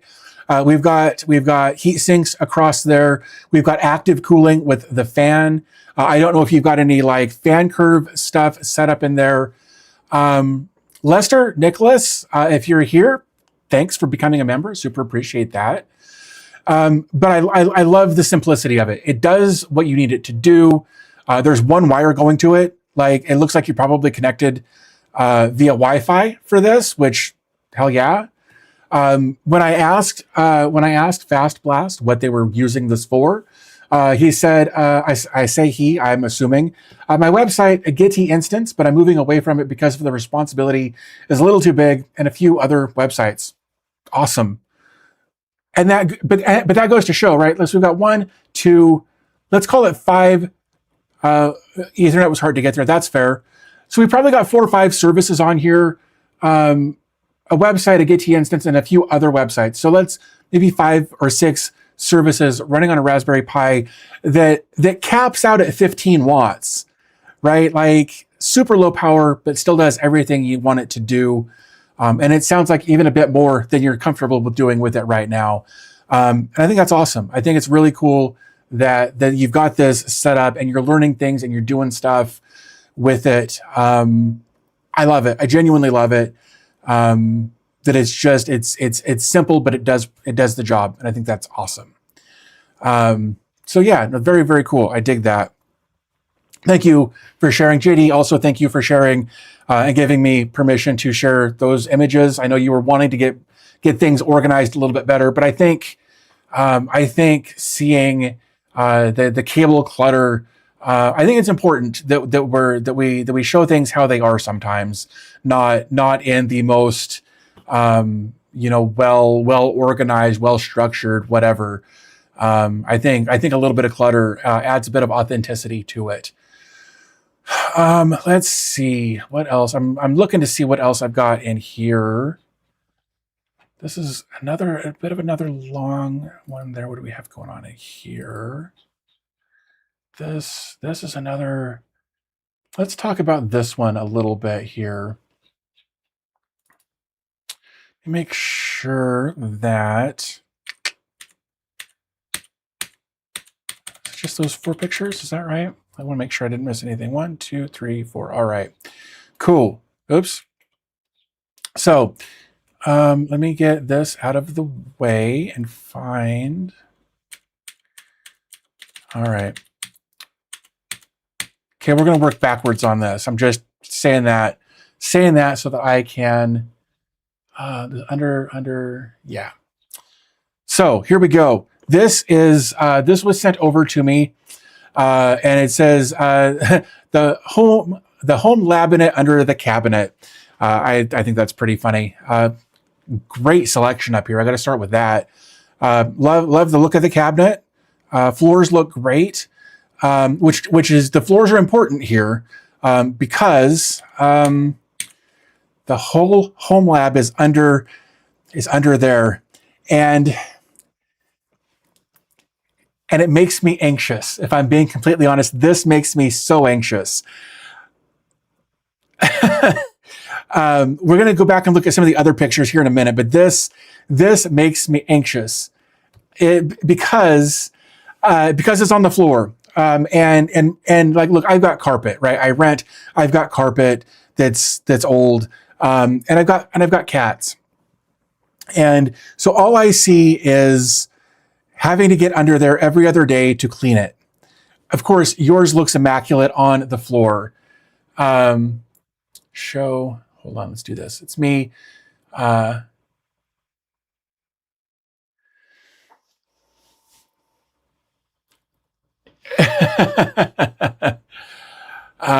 because you end up, let's see. JD says, I'm so with you on that. It's me. It's off the floor. I've got 2 to 3 inches there. Yeah, no, I get that. Look, and again, if it was carpet, it would be so much worse, right? But you could hit this with a Swiffer. You could hit this with one of those, whether it's a fan or one of those air cans, and blow the stuff out of there. It would be very, very easy to keep clean. But I've got carpet. And so my immediate thought is it's on the floor. It's just going to suck up all of that stuff. The cat fur, the dander, the dust, it's all going to get under there. I don't know where you live, but in Colorado, it's very dusty. And you could literally almost hire somebody full-time in your house to dust, even in a small house. And by the time they got through the first round of dusting, they'd have to come back and start all over, like the next day. Like the dust in Colorado is bonkers. So that I'm putting my home lab, I'm putting this home lab in my house, and this gives me so much anxiety from all of the dust and all of the stuff that I know would get sucked in here. Again, because of the carpeting that I have.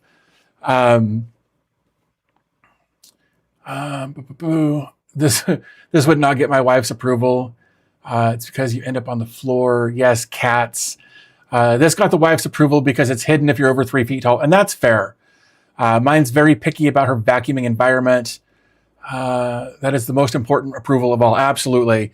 Yeah, no, again, this looks immaculate. Like it really does. And these floors are easier to keep dust free versus carpet. I would love to not have carpet in my house. I would love to have the laminate flooring like you've got there, even in that color, actually. I really like that color. And you did a really good job of matching like the rack here with like they go, it all just goes really well together. So well done on that. But yeah, like if you're, oops, let me come back over to here. If we go over to here, like even here, like you almost can't see it. So yeah, if you're any taller than the rack, you're never going to see it. So again, well done on that. Looks like we've got a laptop here with a keyboard removed. I'm assuming that was on purpose to keep fingers from doing things. And then here we've got Mr. Moneybags with 32 gigs of RAM in there. And lots of stuff going on here to help additional cooling and that sort of thing.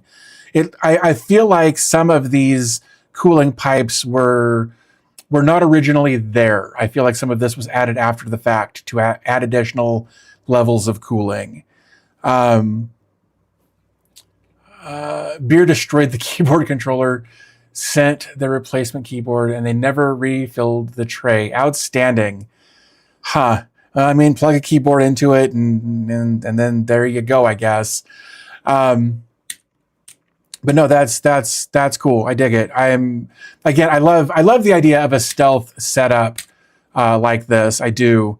But let's, Oh man, this is you have sent over quite the descriptive thing here.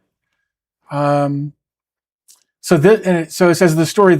This lab has been running in some form since the late '90s. That blows my mind.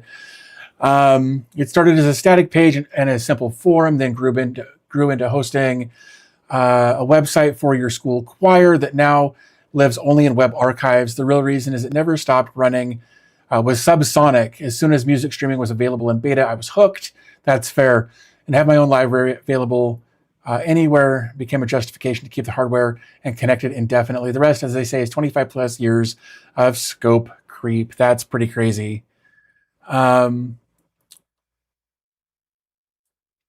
K62 original host in the 90s. I don't know what that is, but yeah, I was not doing anything of the sort in the 90s. That's crazy.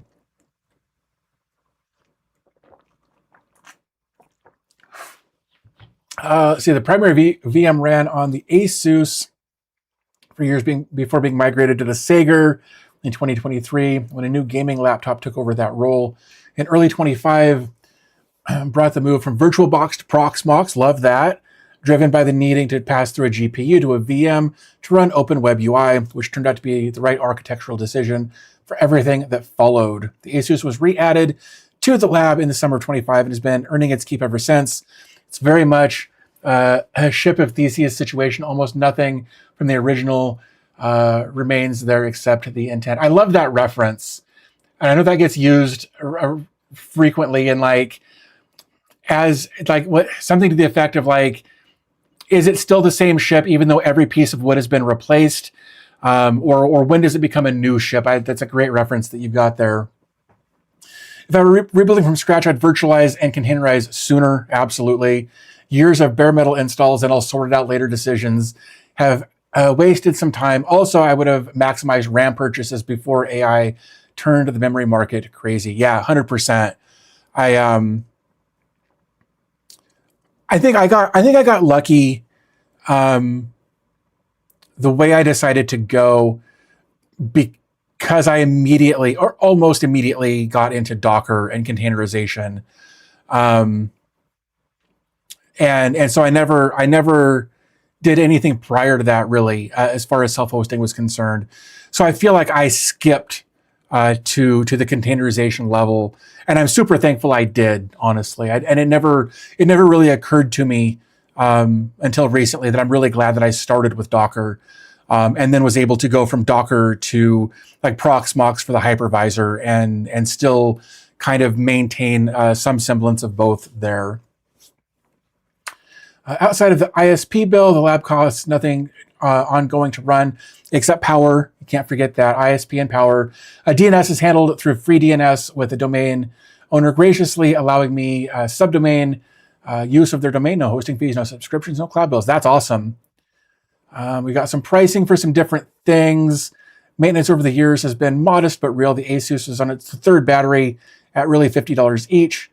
Every machine except the newest has had storage replaced at some point, and roughly $500 has gone into new drives over the last 4 years.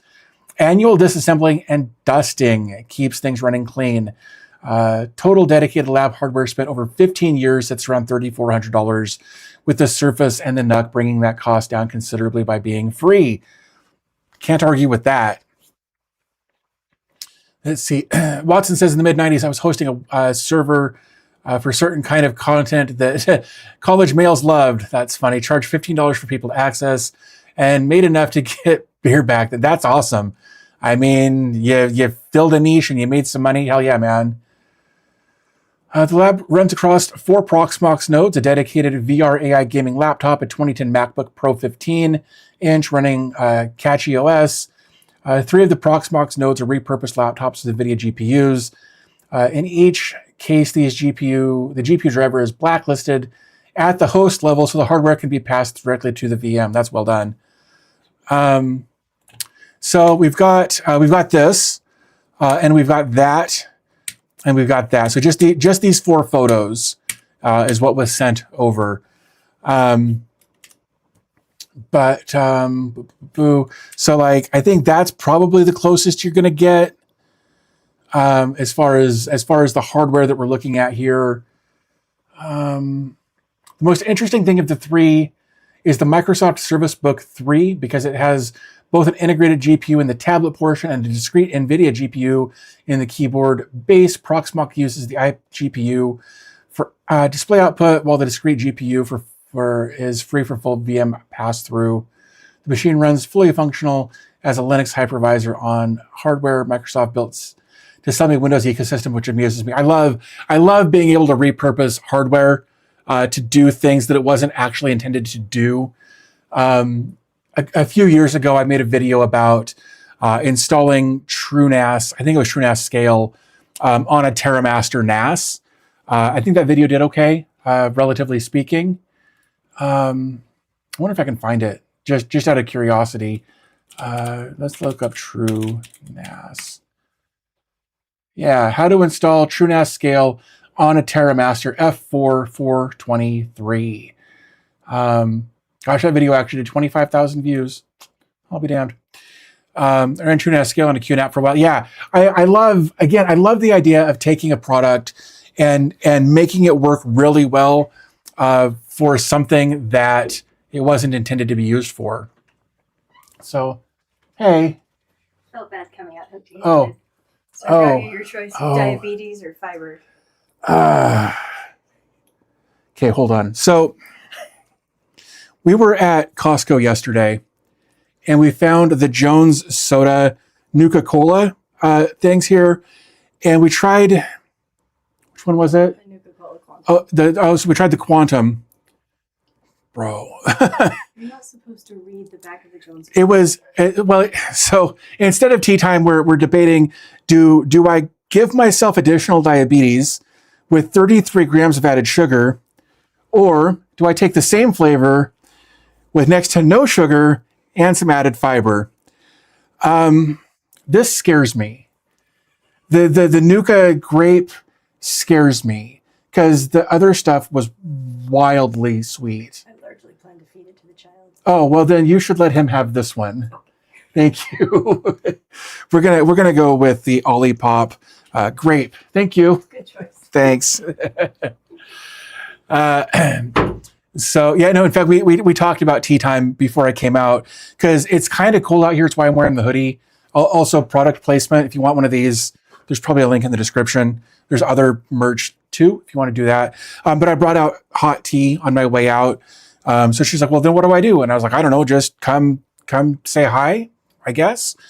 So she brought me options. And while that had 33 grams of sugar in it, 33 grams of added sugar in it. This has 1 gram of added sugar for a total of 5 grams of sugar. So we're going to go with that here in a minute.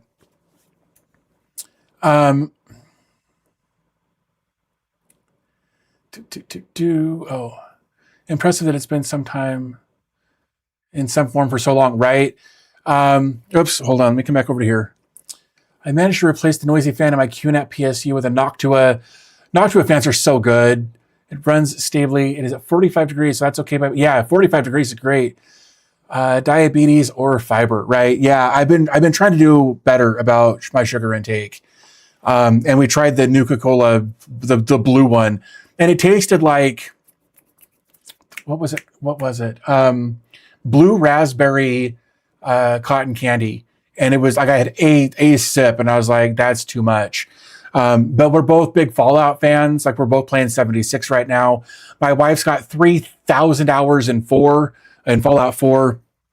So we're big Fallout fans. And when we saw the Jones Soda Fallout, we had to get it. So we did. And then I tasted it and I was like, oh no, I can't do that. So anyway, let me find this again. Been trying Zevia. It's okay. Cream soda and the root beer are the best. Not sure I'll buy it again. We saw the Zevia. The problem. I'm being so pretentious when I say that. We considered the Zevia, but of course we're trying to make sure that we're getting enough protein and fiber in our diets. And this actually has 6 grams of dietary fiber, which is like 20% of your like what you're supposed to get, just right there. Plus we do other stuff too. So we were willing to trade off a couple of grams of sugar for like 6 grams of fiber. So, it's finding a balance. It's finding what works for you. Yeah, you did. In fact, and it was because of that conversation that we had a few weeks ago in the Discord that we actually looked at the Zevia when we went to the store. But after kind of comparing the two, decided against it. So, but everybody's got different needs, different things they're looking for. We found something that we like, and it seems to be working for us. So, let's see. All Proxmox nodes except the NUC are closed laptops with their screens off, mounted neatly out of sight under a liquor cabinet. It's not the most conventional rack solution, but it works and it's not obvious. That's very true. Let's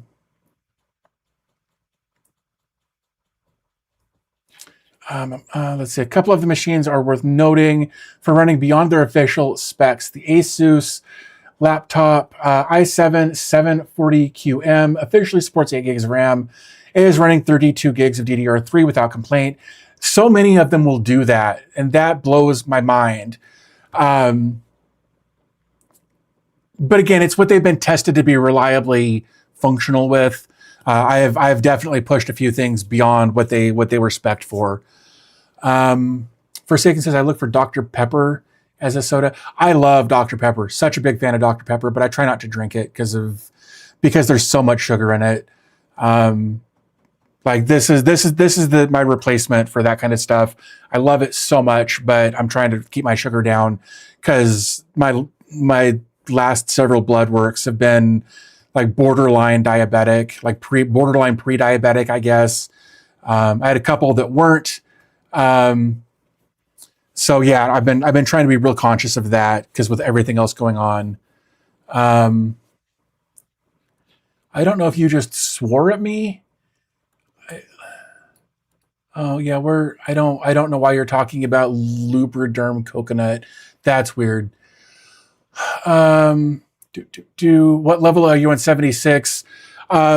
So I'm technically on my 3rd playthrough right now, sort of. I mean, you know what I mean? So my wife and I we joined at the beta, and hated it. Just hated it. And then back the end of October, somebody came over and was talking about it, and I was like, it's the worst game ever. And he's like, no, you need to give it another shot. Things have changed. So we did. Immediately started loving the game. I think I played from like the first part of November until a few weeks ago. It was after the new expansion that tied in with the show. I was like level 128 on that account, and then decided to kind of restart the other day, and I'm like, I think I'm like level 19 right now. So yeah, so not huge high level on either account really. Oops, let's do this.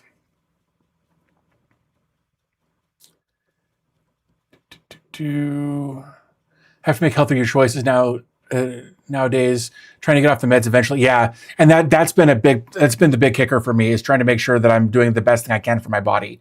And that's super hard. That was super hard for me for a while. Meanwhile, a doctor told me to add about 500 to 1,000 calories to my diet. Bodies are funny. Yeah. Yeah, they really are. They really, really are.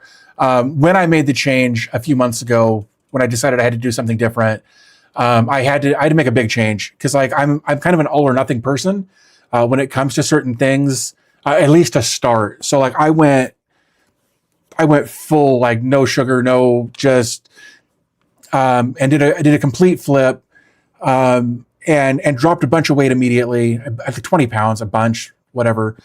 Frog Wizard, thanks, man. Appreciate you stopping by. Anyway, so, and I realized, because I was on a very strict, I'm eating this for breakfast, this for lunch, this for dinner every day. And because I was trying to cut calories, I was trying to cut sugar, I was trying to cut like all the bad stuff. And I was getting lightheaded, I was getting dizzy, I was having all these issues. And then I was talking to my wife because she's got a medical background, and she's like, okay, what's your calorie intake now? Because you've made all these changes. And I realized that like I had gone from like 3,000 calories a day to like 1,200 calories a day. So I'd gone too far. So I had to find a sweet, happy medium in there. And it's been working pretty well, though December was really bad for me because I just kind of gave up for a while. And then in January, I kind of got back into it, and I'm working harder at being better again. So it's always a bit of a struggle. But let's see. I've posted some pictures on Discord. Okay. Manufacturers always show lower RAM limits than the Intel SKUs on their website. I think the mislabeled RAM amounts are because with their PC manufacturer cells are not the max supported. Right. Like I've often seen, like a device will come with 32 gigs of RAM, but it'll support 64, 96 or whatever. I think it's just a matter of finding what works. And often that, obviously that's usually dependent upon what the CPU will support. But I think a lot of times manufacturers will say, well, the CPU supports 64, but our tests only show like consistent stability at 32. So we're just going to say it's capable of 32. And that could be a limitation of their hardware, not the CPU itself. And maybe you get a luck of the draw, you get a golden sample for that specific, deployment of motherboard or whatever, or mini PC or whatever it happens to be. And it will easily support, more RAM than their specs say they do. In this case, not sure if the 8 gig DDR3 SODIMMs even existed when this was made. That's fair, right? That was one of the issues that I had with the Zima Blade, because it's like they even said that it supports like 16 gigs of DDR3 SODIMM, but it only came with 8. But then they ended up finding a distributor way back in the day for 16 gigs of SODIMM DDR3 for this. I never got it. I powered this on long enough to make the video about it. I don't know what to do with it. I kind of feel like a dick. I would love to do something with this. I just don't know what. That's why I got the Intel or AMD site and look up what their SKU is. Yeah, that's fair. It's all about the warranty and why they make those claims. That's very true as well.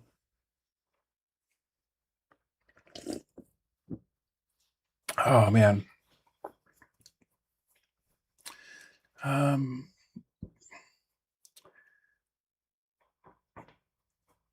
Okay, so going back over to this, it says the Asus G73JW, which I feel like is this big beast over here, and I could be wrong on that. He says it deserves its own paragraph. In 2012, my dog's tail hit a 20-ounce beer sitting next to the open laptop, and the entire thing poured directly onto the keyboard. All of it filtered through the machine and out the vents on the bottom. Awesome. It was on when this happened and shut off immediately. I pulled the battery, let it sit overnight, disassembled it, and cleaned every component with ISO. The only casualty was the keyboard controller. When it was still my primary machine, I Velcroed an Apple keyboard across the top. That's funny. But that prevented the lid from closing. Once it became a server, the keyboard tray was just simply empty, which is how it sits today. The machine's been running for more or less continuously since 2010 and survived a full beer bath. That's brilliant. I love that. That's really cool. The whole lab sits between 55 and 125 watts at idle. Not bad. I am skipping over some stuff here. It's a lot of spec information. It looks like almost everything you've got in there is an i7, with the exception of an i9 in the VR rig. And if you got a router is a Netgear with a quad core 2.6 gig ARM, Wi-Fi 7, 1 gigabit WAN, or fiber WAN with a Nokia ONT, converting fiber to Ethernet, 10 gig LAN uplink, 8-port 1 gig switch, built-in Samba and DNS.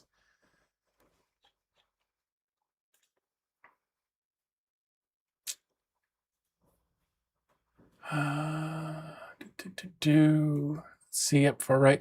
Put AdGuard or Pi-hole on it if you haven't already.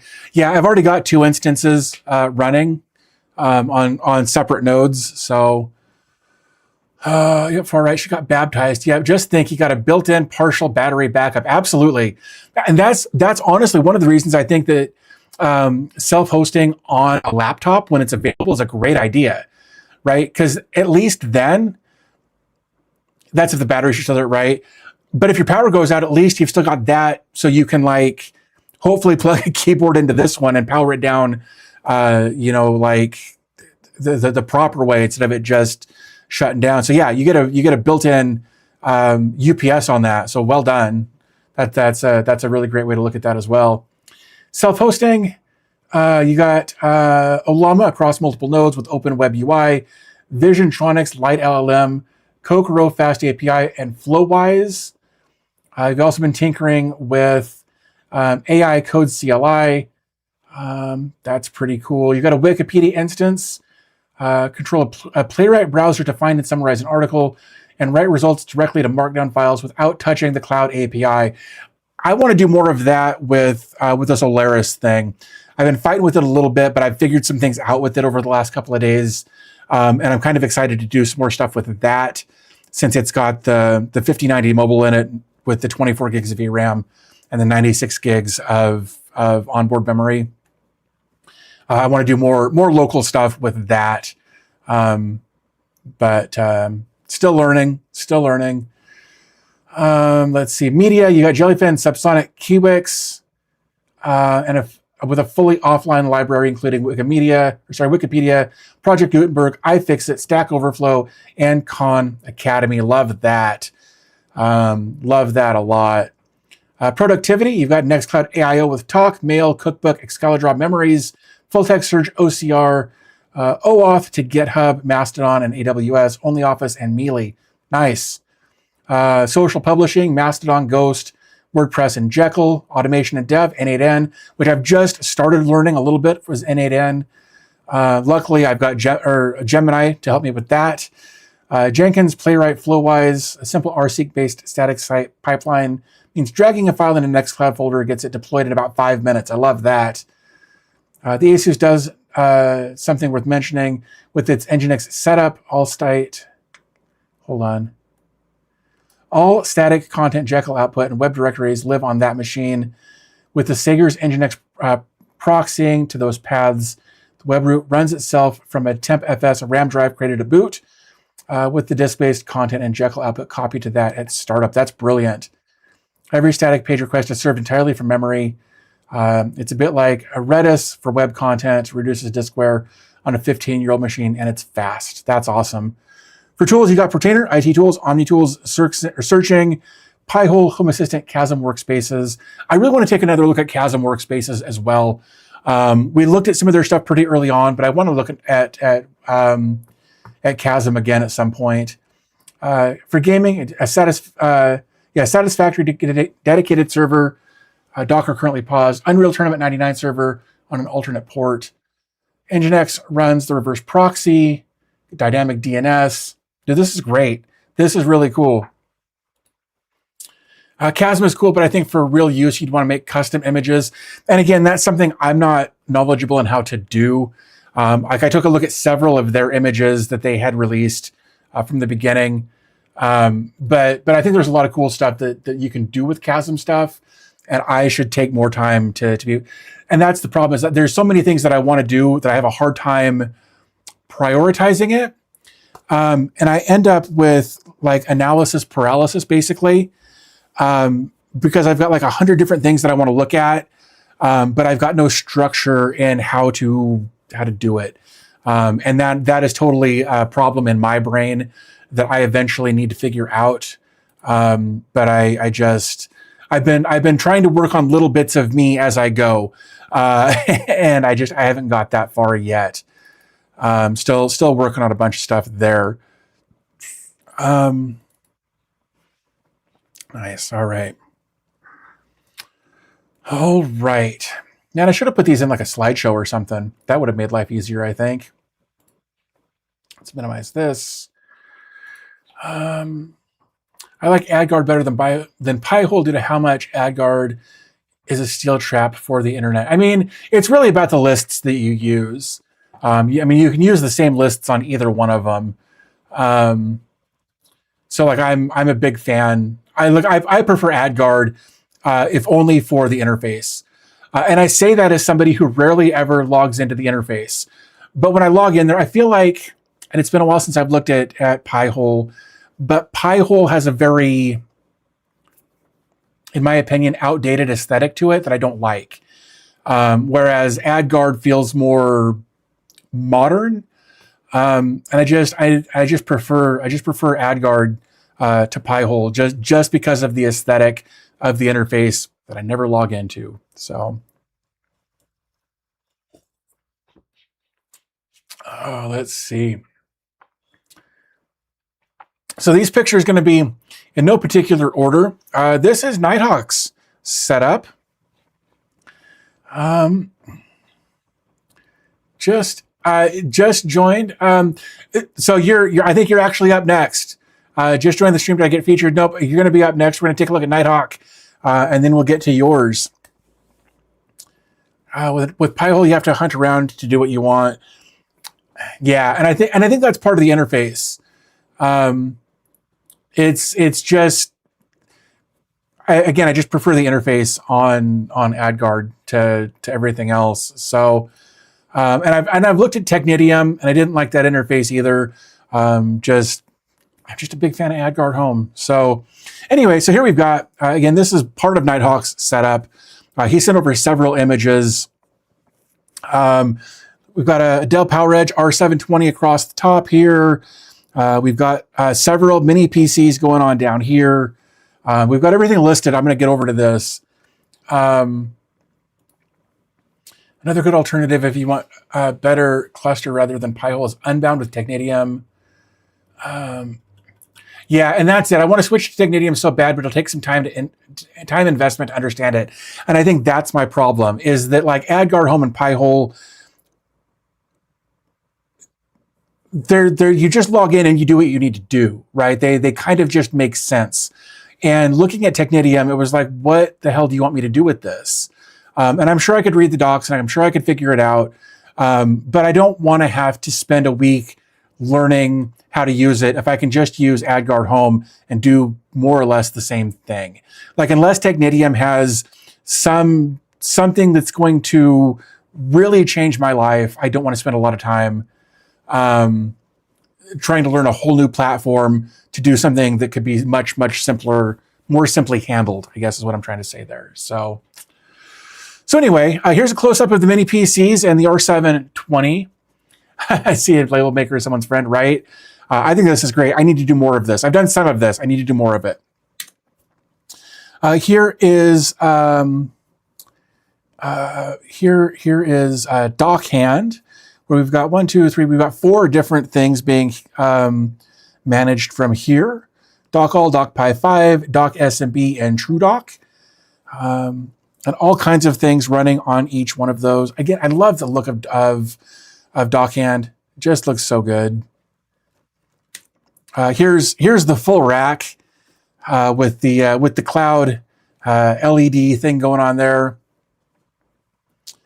Technidium DNS have cluster options. I don't cluster anything though, so again, doesn't really do much for me there. Man. Oh, those are your hard drive identifiers. That's a good idea. I like that a lot. Put your hard drive IDs there so you know which one failed, which one to replace. That's great. Love the short cables. I was so stoked when I got short cables on my setup.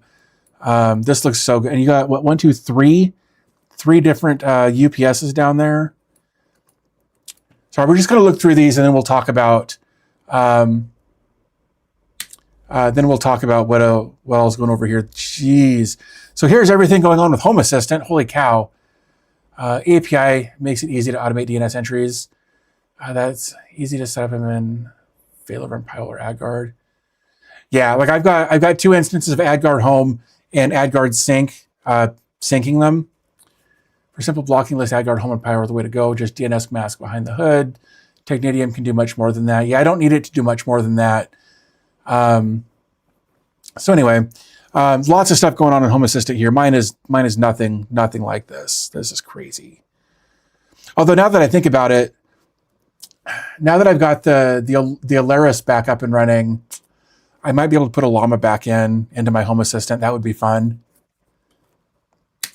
Oops, click here. There we go. What do we have here? Whew, homepage. Holy cow, dude. I hope you have made sure there's nothing identifying in here. We've got external stuff, network stuff, server stuff, Proxmox VMs, Servar, Dockhand, Docker 2, UPS and monitoring, net data monitoring. It's clean, yeah. All right, good. I'm glad it's clean. I figured it would be, because I know how much you are very much a fan of your privacy, which I totally respect. This is so good. That's so much to maintain. Mine looks nothing like this at all. Where'd you find the picture you're looking at? That's a good question. Probably took it, I imagine. Nighthawk does some photography stuff, so I imagine that he took that photo. Would be my assumption anyway. Oh, you got it online. Fair enough. Here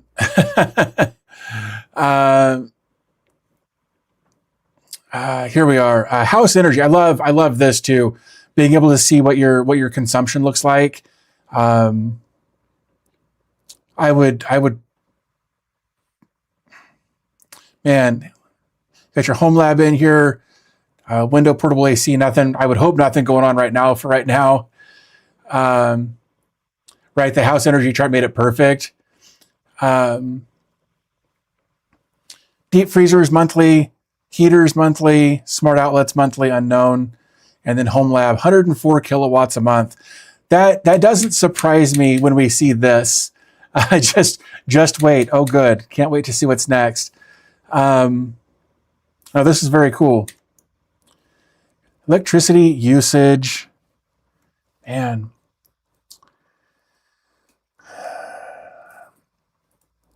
This is all coming from Home Assistant, isn't it? That's what it looks like. The rack is the cheapest part of your bill. That's bonkers. All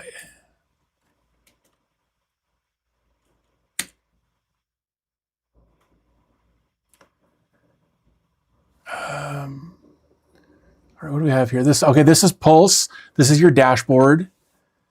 Jason, thanks for hanging out, man. Appreciate you being here. Hopefully we'll see you in the next one. So we've got a Pulse dashboard here to kind of see what's going on with everything.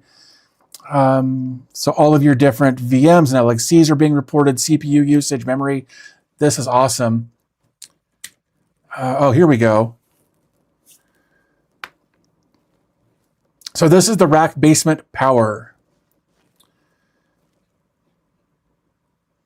Did they send you all of these images? Where can we find them? Yeah, these were all sent. It's in the description. Okay. Yeah, all of these images were sent to me. Can I do that? Yeah. If you want to submit your Homelab for us to take a look at, go there to the link I just sent. It'll have more information on how you can send your Homelab for us to take a look at in a future live stream. Oops. Come over here. TrueNAS app list. Jeez. my TrueNAS app list is just Portainer and nothing else. Like everything else is inside Portainer. So yeah, mine is very, very much bro. TrueNAS home screen. This is bonkers. Wow.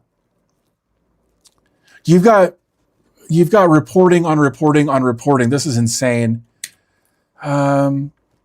WorkLab. We've got some networking and a DS723 there.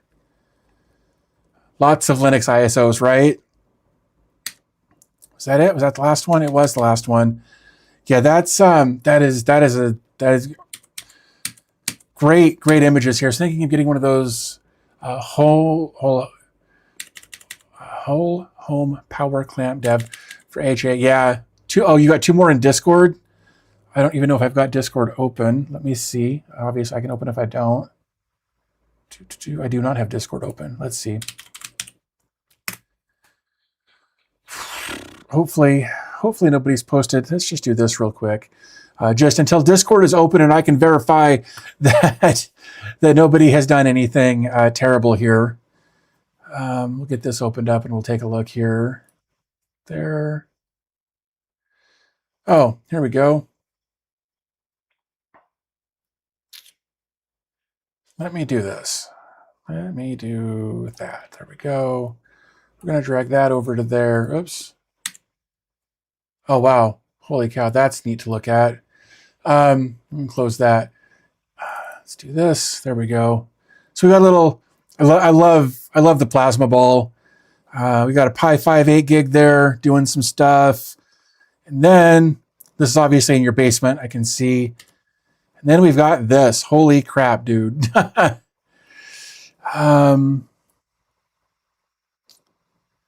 some Zigbee Z-Wave stuff going on. Secondary Internet WAN 2, primary Internet WAN 1, TimePi, and then a lot of cables going on there. On a vertical power bar there. With no photos. Oh, balls, you're right, my bad. Let's try that again. Thank you. So here we are, plasma ball, Pi 5 8 gig. This white thing almost looks like a flipper, but it's too big. Or flipper 0 or whatever it's called. I'm guessing these are hard. There's a hard drive under here maybe. And then here we go. This is Zigbee Z-Wave stuff. TimePi, primary and secondary internet, and then all your cable management there with your power bar. No, that's really cool. I would love to have a spot, love to have a basement where I could do something similar to this, because, yeah, I mean, I just love to have more space. I think is ultimately what it boils down to. Can I? Oh, you know what? I can. Oh, oh, that's funny. Let's just do this for a while. See, Nighthawk's Homelab, Work Lab in Atlanta, one of the moderators of DBTech's forum and YouTube live streams, had a Homelab for about 6 years now. We actually started our Homelabs about the same time then.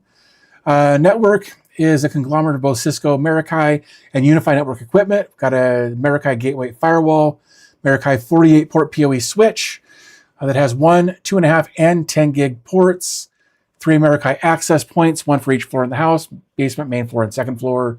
1 Unify 16-port aggregation switch with 10 gig SFP ports, 1 48-port Unify PoE switch with 1 gig RJ45s and 4 10 gig SFP plus ports, and 1 8-port Unify Flex switch with 10 gig SFP port uplink and 8 2.5 gig 2.5 gig RJ45 ports.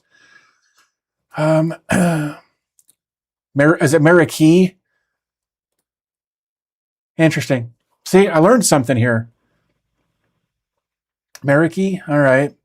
PVE1, the basement setup was yours too. Yeah, and so everything we've looked at for the last couple of minutes, everything that's on the screen right now is Nighthawk. Yep.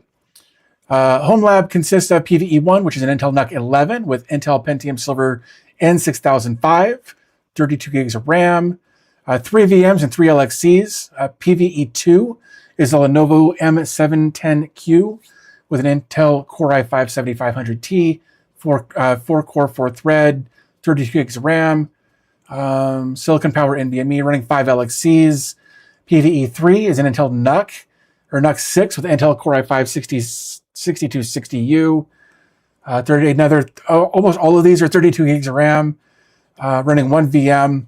Got a B-Link SEI with Intel Core i5 1035G7. Again, 32 gigs of RAM, running 1 VM. We've got Home Assistant running on a NUC 6 with an Intel Core i5 6260U, again, with 16 gigs of RAM and a 256 gig NVMe drive. Proxmox Data Center Manager on an Intel NUC 7 16 gigs of RAM with a 256 gig SSD. Have shared folder storage for ISO, real ones. I love that real ones was parenthetical there. Between all of the nodes to be able to install whatever I want, wherever I need to, as long as I have the ISO for it. I try to gather and hold on to older or obscure ISOs just in case the need arises or for posterity.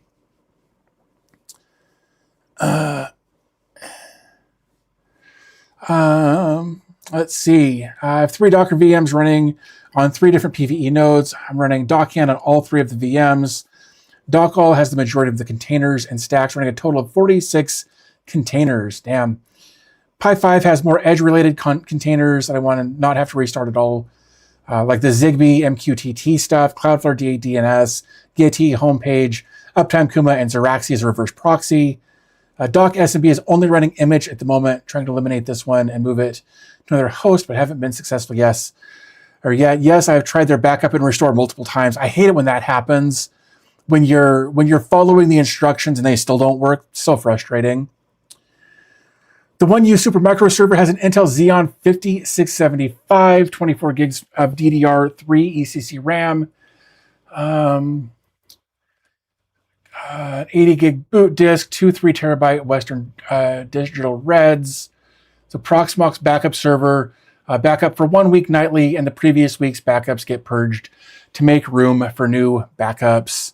The 2U Super Micro server has a dual Xeon X5690 with 192 gigs, DDR3 ECC RAM with 188 usable, 2 80 gig SSDs in RAID 1 for boot, 2 800 gig Intel SSDs for app storage, and 6 18 terabyte Seagate Exos in RAID 6 for media storage, and 4, man, numbers keep coming, 4 6 terabyte HGST for everyday storage and backups for configs and apps. I use GitT to store my Ansible Semaphore playbooks and my Docker Compose files for deploying any of my Dockan instances. Starting to work on version control and GitOps. That's awesome. I am not there yet. I probably will never be there. Use CommaFeed to track updates and Docker images to make sure there aren't any surprises before I update and can hold off where they are. That's awesome. Run Tailscale in a Docker to access my network remotely and have exit node that is not on a public Wi-Fi or cellular network. AdGuard Home keeps my network ad-free, and run 2 different LXCs on 2 different hosts for failover in case one goes down, and keep them synced with AdGuard Home Sync. That's the same setup I have there as well. You can send those, just send them to the same email. That'll be fine. Plex is the go-to for media content on multiple TVs, on either Roku or Apple TVs, run all of the apps for content management. Yep. Love that. Home Assistant controls all of the lighting in our home, and they're either triggered by motion or with timers or by a schedule. For motion, I use Third Reality Zigbee battery powered. I should really look at those. I also use their power sensing smart outlets to gather data on power consumption. I do the same thing. In fact, last night I had this crazy idea. Because we use those exit slideshow. We use those Third Reality Zigbee smart plugs, but I was like, how much power are they drawing when they're just sitting there idle? And it's effectively none. Like, I was genuinely shocked by like how little power they use in an idle state when they're not passing power to the like I plugged one in to another one and looked, and I waited, and like it was effectively nothing. Like, it's such a small amount of power. But I plugged one into another to see what would happen, and it was such a small amount of power. I was actually really happy with that. Let's see. Use Pulse to monitor all of the Proxmox instances. We took a look at that. Use Pocket ID to securely log into each instance. Love that. Found Pocket ID to be easier to configure and get working across the Homelab for SSO, and it works well on internal-only connections. That's cool. No, that's really neat. I would love to do something like that, like the OIDC or whatever, but I don't know that it makes sense for just me, since I'm the only one that ever logs into any of my stuff. It just seems like I'm adding another layer to it, I guess. And trying to go back and retroactively add OIDC to things, from my experience, resulted in new user accounts, and that was frustrating. But I probably did it wrong because I'm really good at doing things wrong. But I don't know if it makes a lot of sense for me to add that. I don't have. What about giving Jellyfin to friends? I don't use Jellyfin. I use Plex. Yeah, OIDC or SSO is good to learn for enterprise networking, and that's fair. Again, if I was in a position where that was important for me to learn, I would probably be more likely to learn it. But I'm not. Do I not have? There it is. That's the one I'm looking for.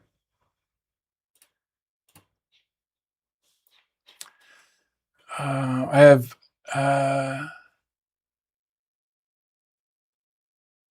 Boost Cannon says I have Plex and Jellyfin running and pointed at the same library, and that's fair. Let's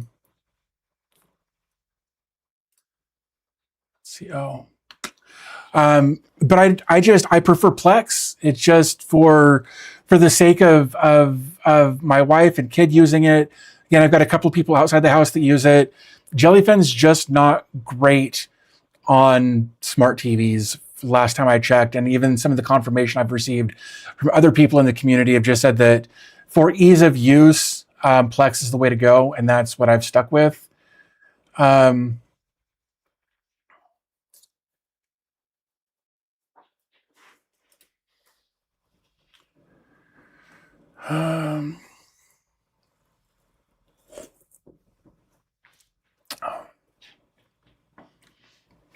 Yeah, I'm a big fan of Plex.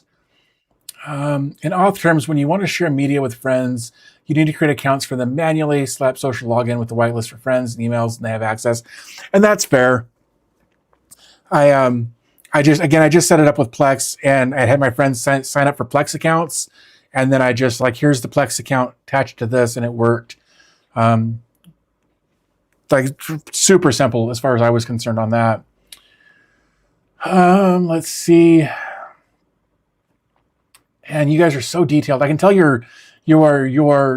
some of you guys I can tell are in the business of documentation for hardware, because some of these are really long. I'm not complaining. I'm just saying some of this is really long. We covered that.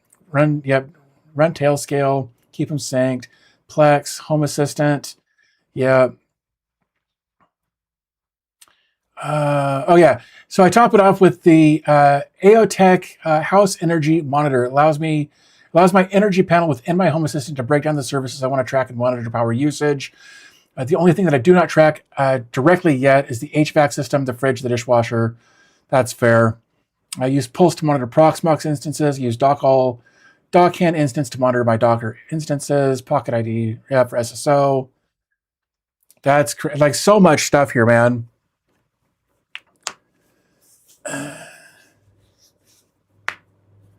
Yeah, by end user, thank your grandma. Exactly. JD says, I cut mine down 3 times from my initial draft. I didn't think a lot of it would be interesting. Look, I think it's great information to have, but some of this I'm definitely having to skim because it's a lot of information. In my work lab, I'm running 2 gateways that act as a faux guest and admin account. The networks are set up that way. The company I work for monitors, manages, uses to test out new settings and features before they go out into the real world. We have over 1,000 networks worldwide that we have to watch over and assist when there are issues and requests come for extra features. I also have an 8-port switch and 1 access point to test out on the faux network. I have a GMK Tech Mini PC and 1 Synology disk station 2 bay for doing testing for features that we need or have to deploy in certain markets or regions to follow laws and regulations. Yeah, that's crazy that you're able to kind of replicate what your clients might have in your home so that you can make sure that it's going to work depending on where they are. Love that. Synology disk station is used to run a syslog server with Graylog. This was a test setup for me to set up, configure, and make a write-up for deployment in our India clients to provide the Indian government with network logs if they request them per regulations. That's cool. The GMK Tech Mini PC is running Proxmox VE and 2 to 3 VMs at any given time. Use it for new staff to access remotely to mess with and learn PVE interface so they can better support requests and features. That's great. I trained them and have written documentation that's used to deploy similar devices to our clients. Again, that just sounds like a lot of fun sometimes. The rack itself is a Raising Electronics aluminum 27U rack with adjustable depth. I wish this was adjustable depth, but I know that's hard to do with an enclosed setup there. I wish I'd made it deeper before I filled it up, and that's exactly it. Like, I can't put the back of my rack on there because of the HL15. Like, even that short HL15, it's too long for this rack.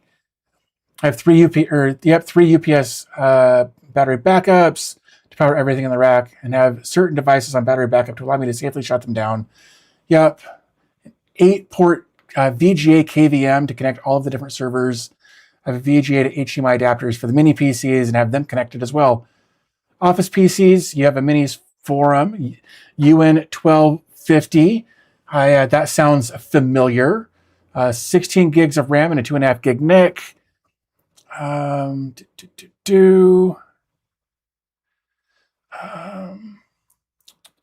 Work PC is a Minis Forum Iberzi XG1370. Sure.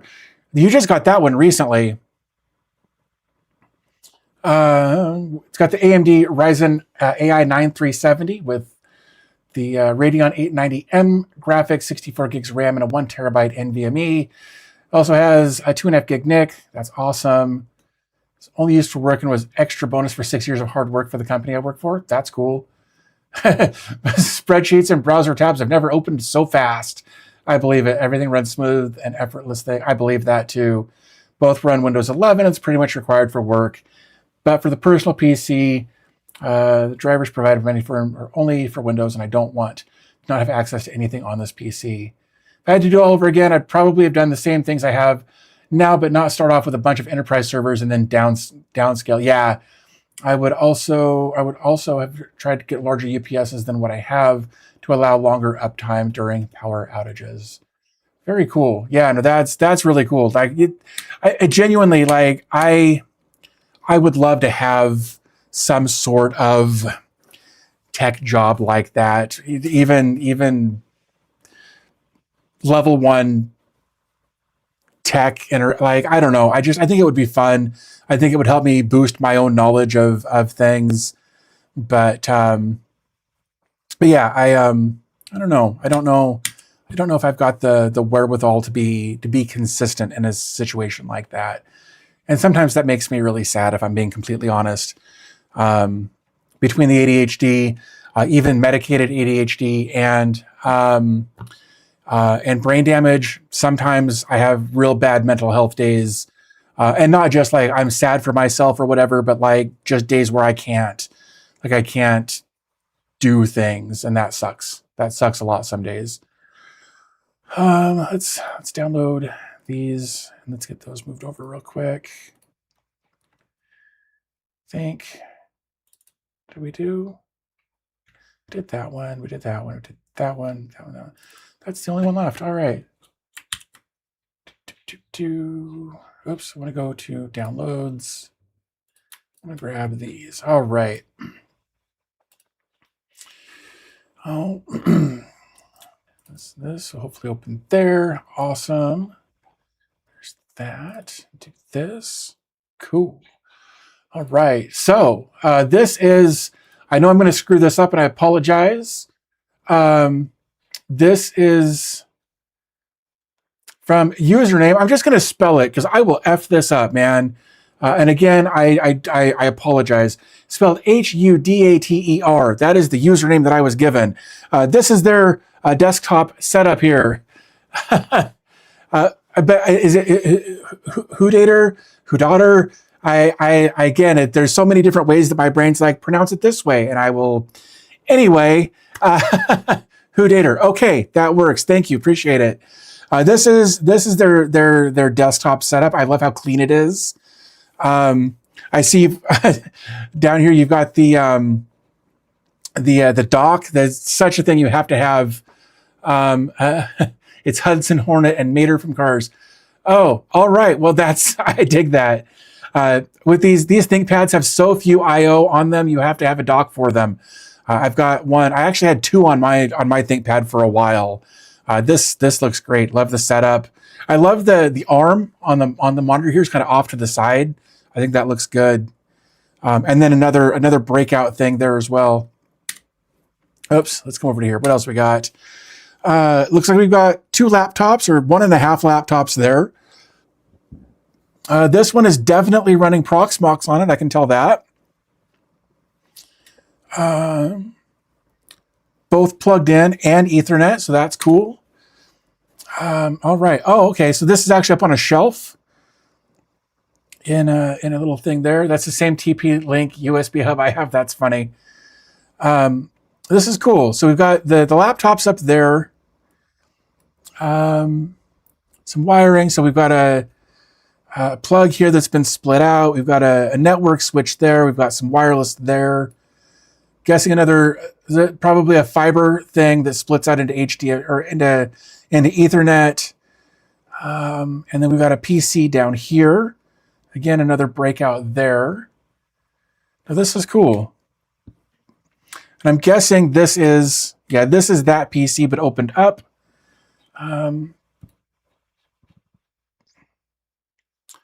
Neat.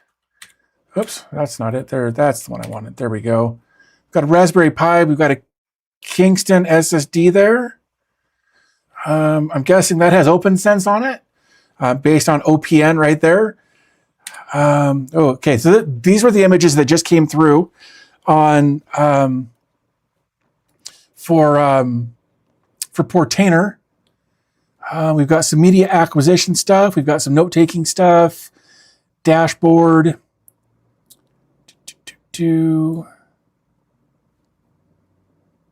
Oh, I see. So I kept seeing Karakeep in here. I'm like, why? Why do you have so many instances?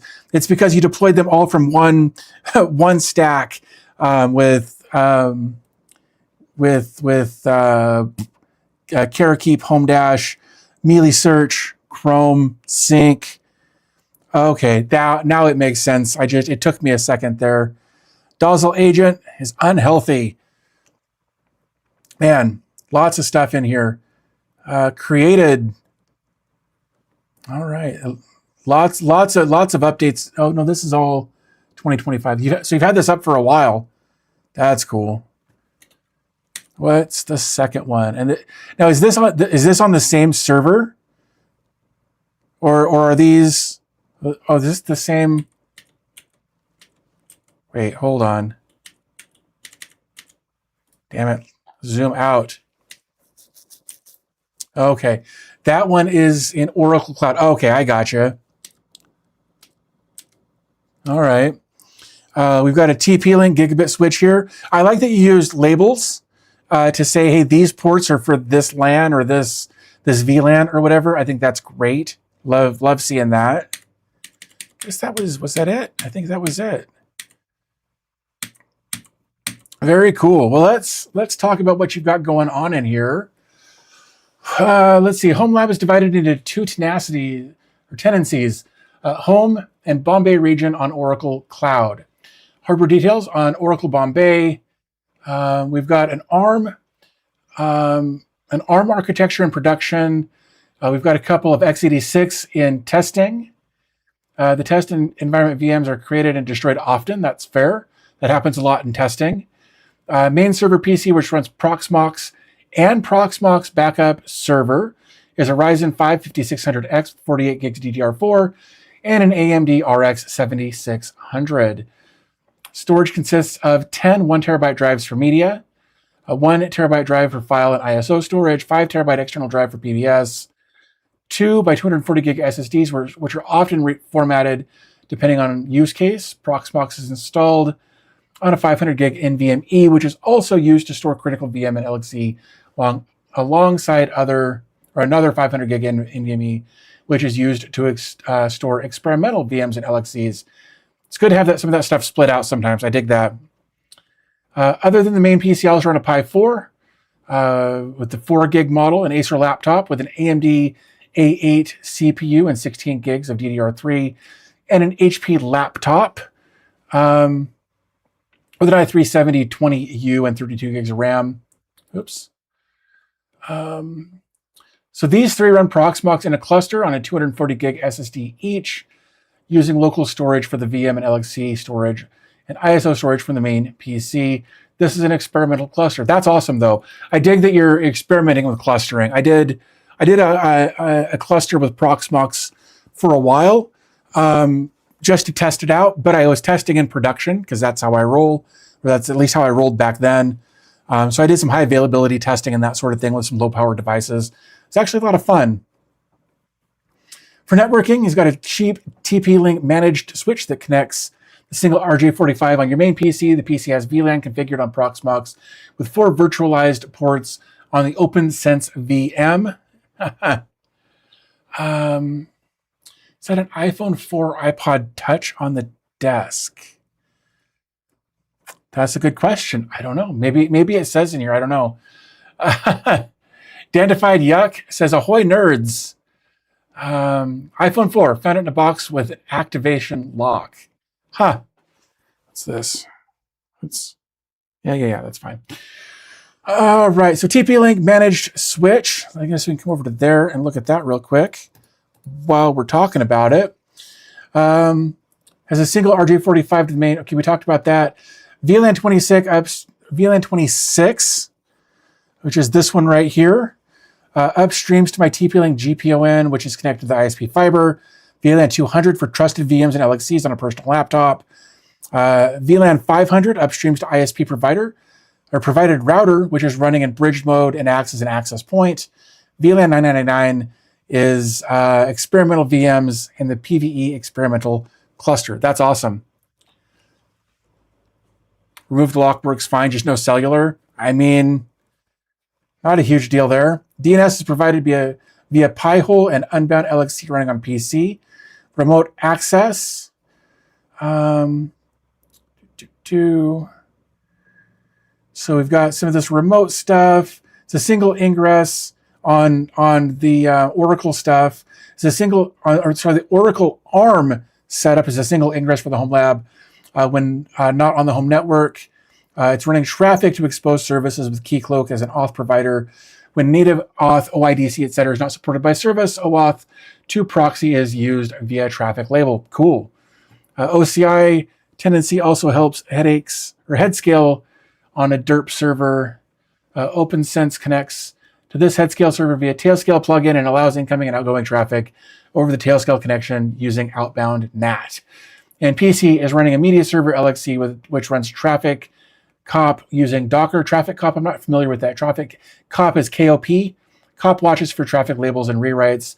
Redis DB over Tailscale connection on that Oracle ARM. This Redis is used as a backend by traffic. Interesting. That sounds way more complex than I would ever want to deal with. It just does for some reason. Primarily running media server and K3S cluster to learn Kubernetes at the moment. I also use my servers to learn OpenTofu, Terraform, and Ansible. That's awesome. My Cloudflare email and DNS is automated via OpenTofu and GitHub Actions available on my GitHub. Trying to automate my OCI tenancy currently, but managing time with university has become a challenge. I believe that. It's just the wording. I'm not a native speaker, so that sounded weird. Bro, your English is better than my anything else, so I would have never known. 100%, I would have never known had you not said that. Started self-hosting around September of 21, according to my GitHub repo, where I store my compose files and other scripts. If I remember correctly, it started as a way to learn Docker and deploy my websites, and it spiraled out of control. Bro, isn't that how it works for just about everybody? Biggest challenge I faced was running OpenSense with a single port. It made me learn a lot about VLANs and firewalls. That's awesome, actually. Sometimes you got to work around stuff and learn things as a result of the restrictions, and I think that's great. If I could do everything from scratch, I would set up infra manually and then automate it all via OpenTofu and Ansible. I would also buy an X570 motherboard from ASRock since the Gigabit B550 Mobo doesn't have great IOMMU groups, which makes single GPU pass-through challenging. Well, that's awesome, man. Thank you so much for sharing it. I really appreciate that. That's, again, I love seeing what other people are doing in their home labs, because it often gives me the opportunity to see maybe what I could be doing differently, or how I might be able to take something I hadn't considered and implement it in a way that I hadn't before. I love this. This is great. I love that you've got like kind of a dedicated corner for it. Well, this is very cool. Thank you very much for sharing it. And thanks to everybody for sharing their setups. This is really cool. Other people have, since we started, they have submitted their home labs. We're not going to get into those today, because I haven't had a chance to go through them yet. I'm sure everything in there is fine, but I want to give them at least a quick go through before we do that, before we do any of the that sort of thing. I'm gonna bring that back over there. But no, this has been very cool. I love seeing what other people are using in their home labs, because and not just for me, but for other people. And I've had several people like respond to me like via social media posts or whatever, saying, "Oh, my cable management sucks," or "I'm embarrassed by this," or "I'm embarrassed by that." And I hope I hope that this live stream kind of helps other people see, like, man, cable management is not the point of your home lab, right? Of course, it's nice to have nice cable management, but if that's what's holding you back, don't let it do that. I would still love to see what your home lab looks like, what you're doing with it. Some of these write-ups have been intense, and I think that comes from the professional background of those people. And I don't, you don't always have to go that in depth, right? We had one person who was just like, I'm hosting Getty and a couple of websites on this, and that's amazing. I love seeing that kind of stuff too. Yeah, look at the big picture. Don't get stuck on the small details that you can improve later. I think that's a great way to put that. Mine is all just business in the front. Yeah. And that's cool. Like, everybody's got a different need for their home lab. Again, like,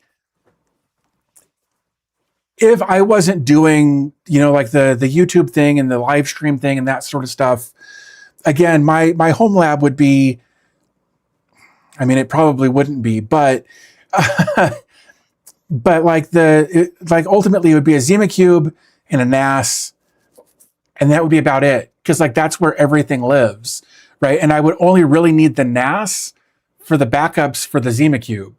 Right. Like, I could do something offsite or whatever, but if I really had to bring it all down to just a couple of devices, I would want to keep it low power with the Zima Cube-esque device. The HL15 is great, but it's power hungry. It pulls a lot of power even at idle. And a lot of that's because of the Xeon processor in it, and the GPU that's in it, that sort of stuff. But yeah, a small device like the Zima Cube and a NAS, just for backups, would be everything I would actually need for my home lab to do what I need it to do for this. Do you Zigbee and Home Assistant too? I do actually. So, in fact, I think, yeah, I can reach it. Here. There is my Zigbee stick. Nighthawk sent me that a year and a half ago or something. And it just sits there. All of my smart plugs are Zigbee. And most of my smart lights are now Zigbee. and yeah, and almost everything runs on Home Assistant. I did a video a while back showing how I was able to integrate Home Assistant into Plex and then make that work with my kid's TV so that he's got autism, nonverbal. His fine motor skills aren't great at all. Gross motor skills, awesome. Man, you could probably walk a tightrope, but fine motor skills, fine little movements, are not his shtick at all. So I put together a dashboard for him, for a tablet in his room where he can choose from like 10 of his favorite shows. So yeah, big fan of Home Assistant, real big fan of Zigbee. Makes it so much easier to keep things local rather than relying on things like Tuya or whatever. So yeah, big fan. Nighthawk, thanks so much for hanging out and sharing your stuff with us today. I'm sure we'll chat in Discord.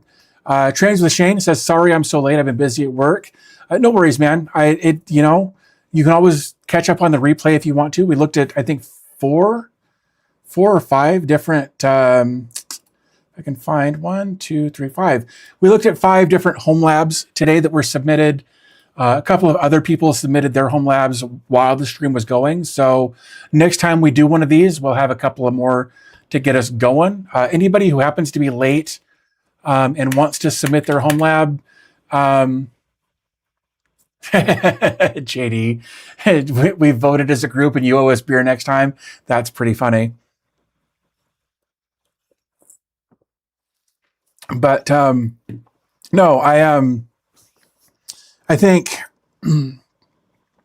there's definitely some things that I could be doing better in my own Homelab. But I think this kind of gives me some things to think about, and I hope it gives other people who watch this live stream, either now or on the replay, I hope it gives them some stuff to think about. Also, I hope it encourages more people to submit their home labs for us. Like I've even gone so far. Like I really want this to be a thing that we do every once in a while, maybe once or twice a month. Like, look, check this out. Like I've put some effort into this. I want you guys to see that I really have, right? This is one of my Synology NASAs. And if we go into my YouTube backup projects, right up here, I've got featured home labs. And in here, I've got today's date. I know this is wrong for anybody who's not in the United States. But I really want this to be a thing that we do every once in a while, just so that we can show other people in the community what we're doing. My Homelab's a mess. I'd like to do an hardware overhaul, but RAM and storage is so much money right now, right? No, 100%. But if you want to, like, messy or not, man, if you want us to see, if you want to share what you're doing, even if it's just a Raspberry Pi or it's a whole cluster of wires in a rack, man, whatever you want to share would be awesome. Because I think it's cool that we get to, as a community, not even show off, but like say, hey, look, this is what I'm working with. These are the things I'm doing with it. I think that's really neat, and I would love to see more projects from you guys out there who tune in every once in a while. Do a home lab of the month to drive more people to this, feature on socials and shout out. That's a pretty good idea. I like that a lot. I genuinely like that a lot. I'll have to kind of figure out. I have to figure out how to do that. Because I don't want it to become like a competition. I don't want people to think that we're trying to, showcase what's the best. So I'd have to think about how to judge home lab of the month. But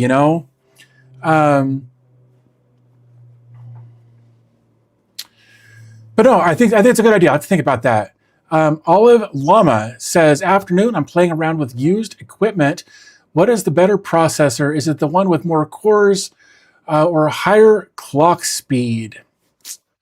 That is, I would probably, for my use, I would want more cores.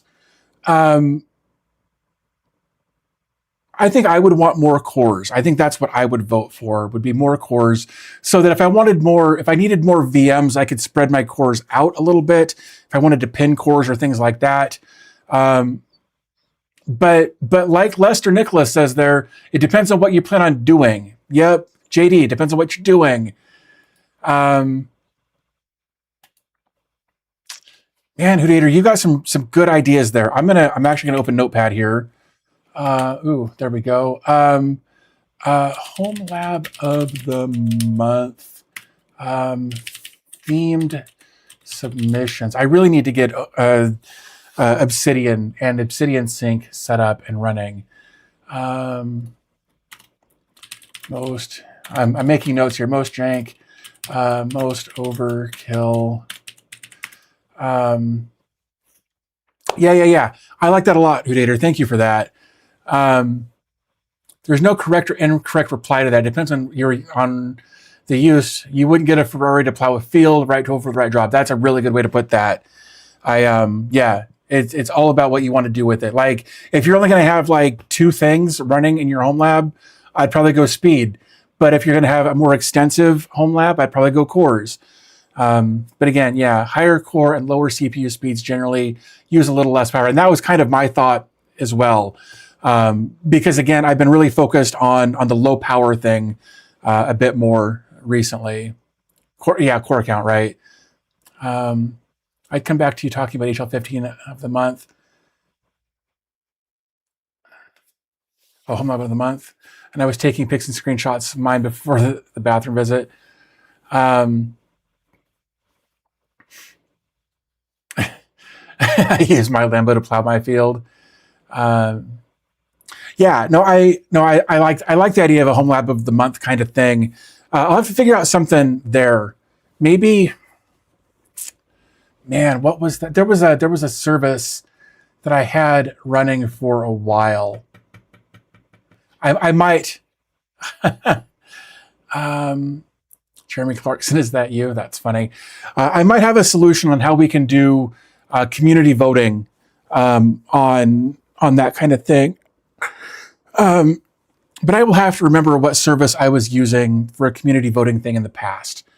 I made a video about it at some point. I used it for a while for content ideas, but I'm bad at being consistent about promoting things, and that's where a lot of things fall apart for me, is my lack of promoting things. Like a lot of people are just really, really good at promoting things, and I am just not. Lamborghini started out and still does make tractors. That's really good. Yeah, no, I didn't know that they still did, but I knew that they did. Lambo tractors. Oh, if I could spell. Oh, yep, here we go.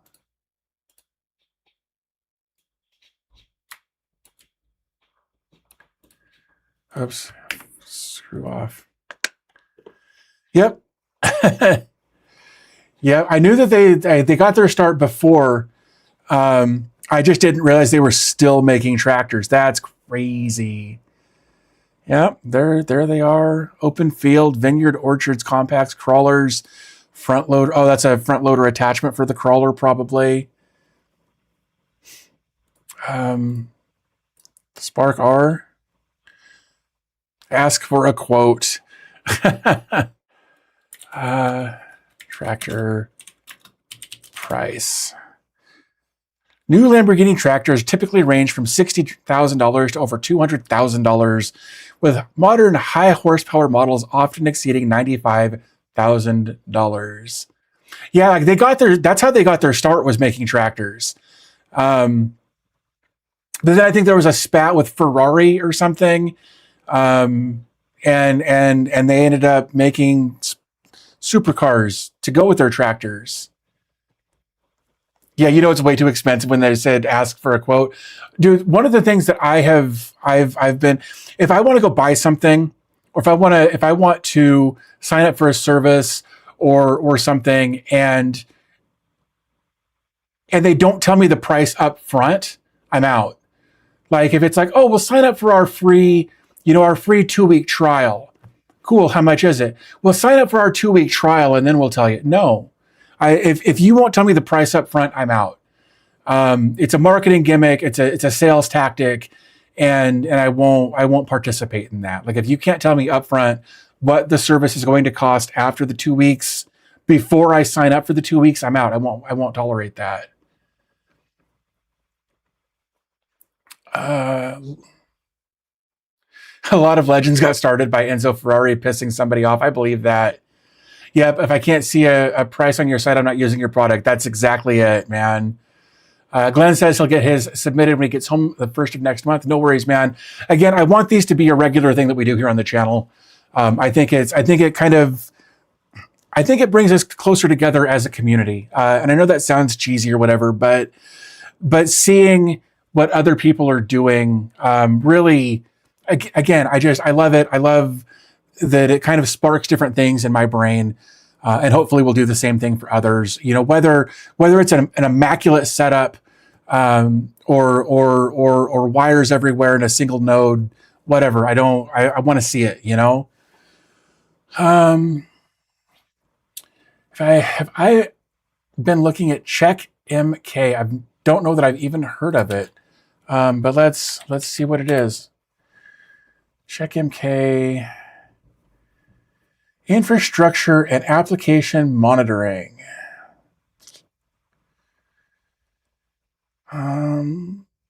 Sorry, I'm looking for their GitHub repository. You're going to force me to document my setup. Well, you should definitely check out RackPeak. I made a video on that this week that you should check out. Makes documenting your home lab really, really easy. Holy crap, man. Sorry, I'm looking at the GitHub repository here for this. I guess it's probably checkmark. Is what they're going for here. Best in class infrastructure and application monitoring. This is their GitHub repository. They've been at this a while, 9 years ago for that. Interesting. It's a comprehensive IT monitoring and designed for scalability, flexibility, and low resource consumption. Supports infrastructure and application monitoring across physical, virtual, and containerized and cloud environments. It's available in several editions, each suited to different or operational needs. Please check out our website for more details, documentation, new releases, discussions, forums, and more. Self-hosted. Tailored for the modern cloud. Includes all of the enterprise features plus enhanced capabilities for monitoring dynamic, ephemeral environments, such as Kubernetes, whatever. It supports application metrics collected via open telemetry and features push agents to auto-generate hosts. Free trial. Try free here. That's real off-putting. Yeah, like if it's trial, right? Look, and they're well within their rights to do this. Only necessary cookies, right? Self-hosted, 30-day free trial, pricing. Self-hosted, raw, free, auto-discover your IT, monitor out of the box, 2,000 plugins. Accelerate and scale up monitoring, automate monitoring operations, monitor dynamic workloads, virtualize. I mean, probably the free version would be fine. Yeah, free open source IT monitoring for mid-sized infrastructures. All right, here we go. So there's a couple of different ways. Free trial. Okay. So I wonder though, because like when I look at this, right, raw is the free version, right? Yeah. So version, like you can choose a version, that's fine. Access resources, get started and stay informed with the latest checkmarks. Okay, so I don't want. Okay, I was wondering if this was required. I don't think it is. Anyone check out Raydell's AI-created Homelab documenting? Yeah, we talked about that a little bit earlier. For those of you who aren't familiar with what Trains with Shane is saying there, definitely check out the most recent self-hosted newsletter. Ethan kind of covers it in kind of a bitchy way. And I say that because he said it first. So let's see, to install checkmark. You need Docker installed. Install checkmark for Docker. Yep, that's fine. Maybe I'll look at that. I wanted to make sure that it wasn't something you have to pay for even for the free version. Do you guys watch? Uh, no, I've not heard of that. I don't know. I don't know if there's a big Bollywood audience here, but I'm speaking. I'm not trying to speak for everybody.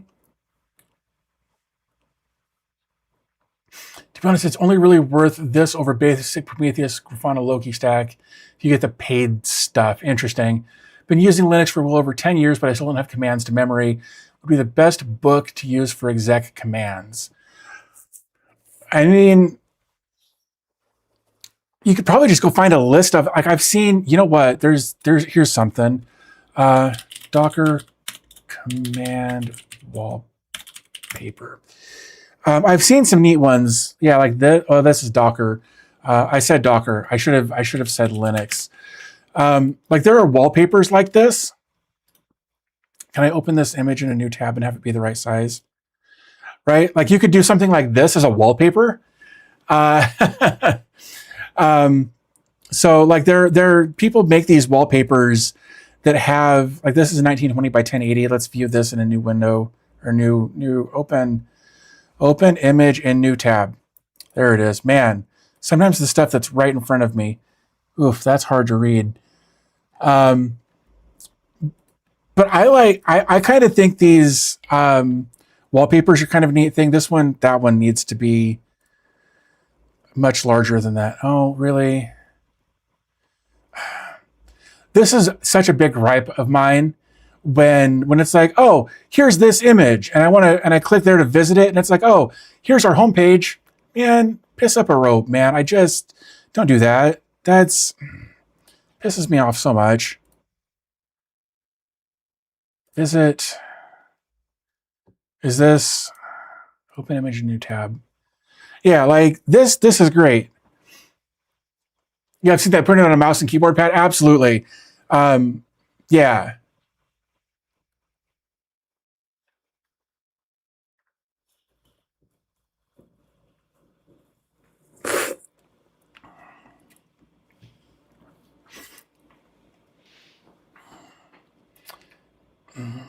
Yep.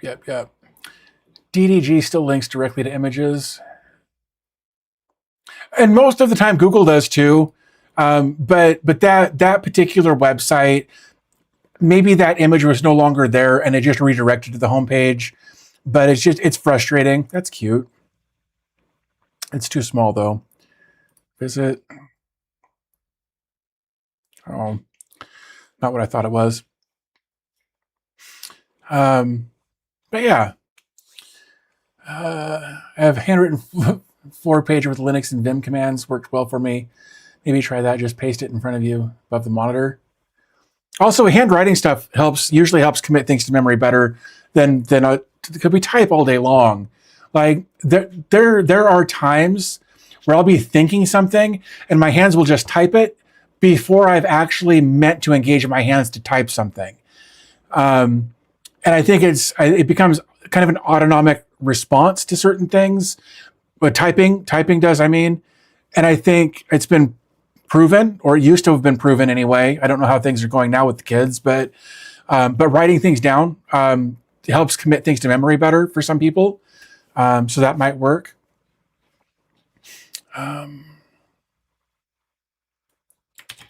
Let's save that over there as well.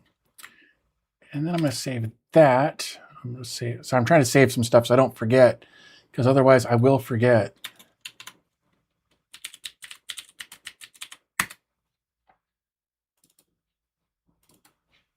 Save. There we go. Yeah. Oh man. Well, that has all been saved. That's good. I can start closing some of this out. Nope, that's fine. Oops. All right. So we've got another submission for next time. We'll take a look at that then. This is all stuff I don't care about. Again, I'll share this just for anybody who hasn't. If you want to share your Homelab for us to take a look at next time, you can do that. Come over to here. Well then, what has everybody else got going on this weekend or this week or whatever? Man, so itchy today. The cold weather has been coming through again, and it makes my nose run, and then it makes my nose itchy. I don't like it. Oh man, I think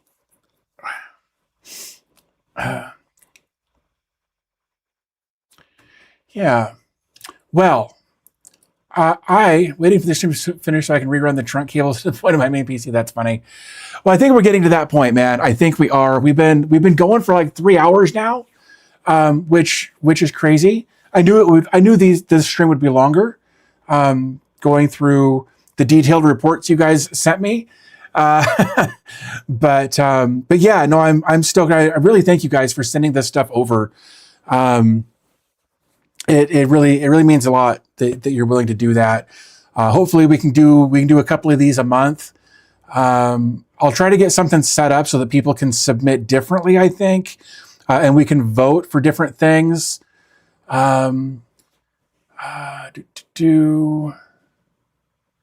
Lewis Candace says I'm working on Homelab to submit for the next showcase. Trains with Shane says still working for another 2 hours. After that, the girlfriend are going to set up a new aquarium. That sounds like a lot of fun. I just cleaned part of mine yesterday. I had some growth on the back wall that I had to like scrape out. Company coming over for the weekend, so got to migrate them now. That's fair. I'm glad I don't have to migrate anything for a while. Things are going to pretty much stay where they are. I think I'm going to do some gaming this weekend. Again, playing Fallout 76. I was telling my wife before I came out that when I go back in there, my goal is to fix my weapons situation in the game because I'm still using very low level. I usually carry a 10 mil, a shotgun, usually a combat shotgun, and I like to carry a 50 cal sniper rifle. Those are my three primaries. But right now I've got a combat rifle that's garbage, a pump action shotgun that's garbage, and the standard 10 mil that's garbage. So I want to go do something about that. That's my goal for the rest of my weekend, I think.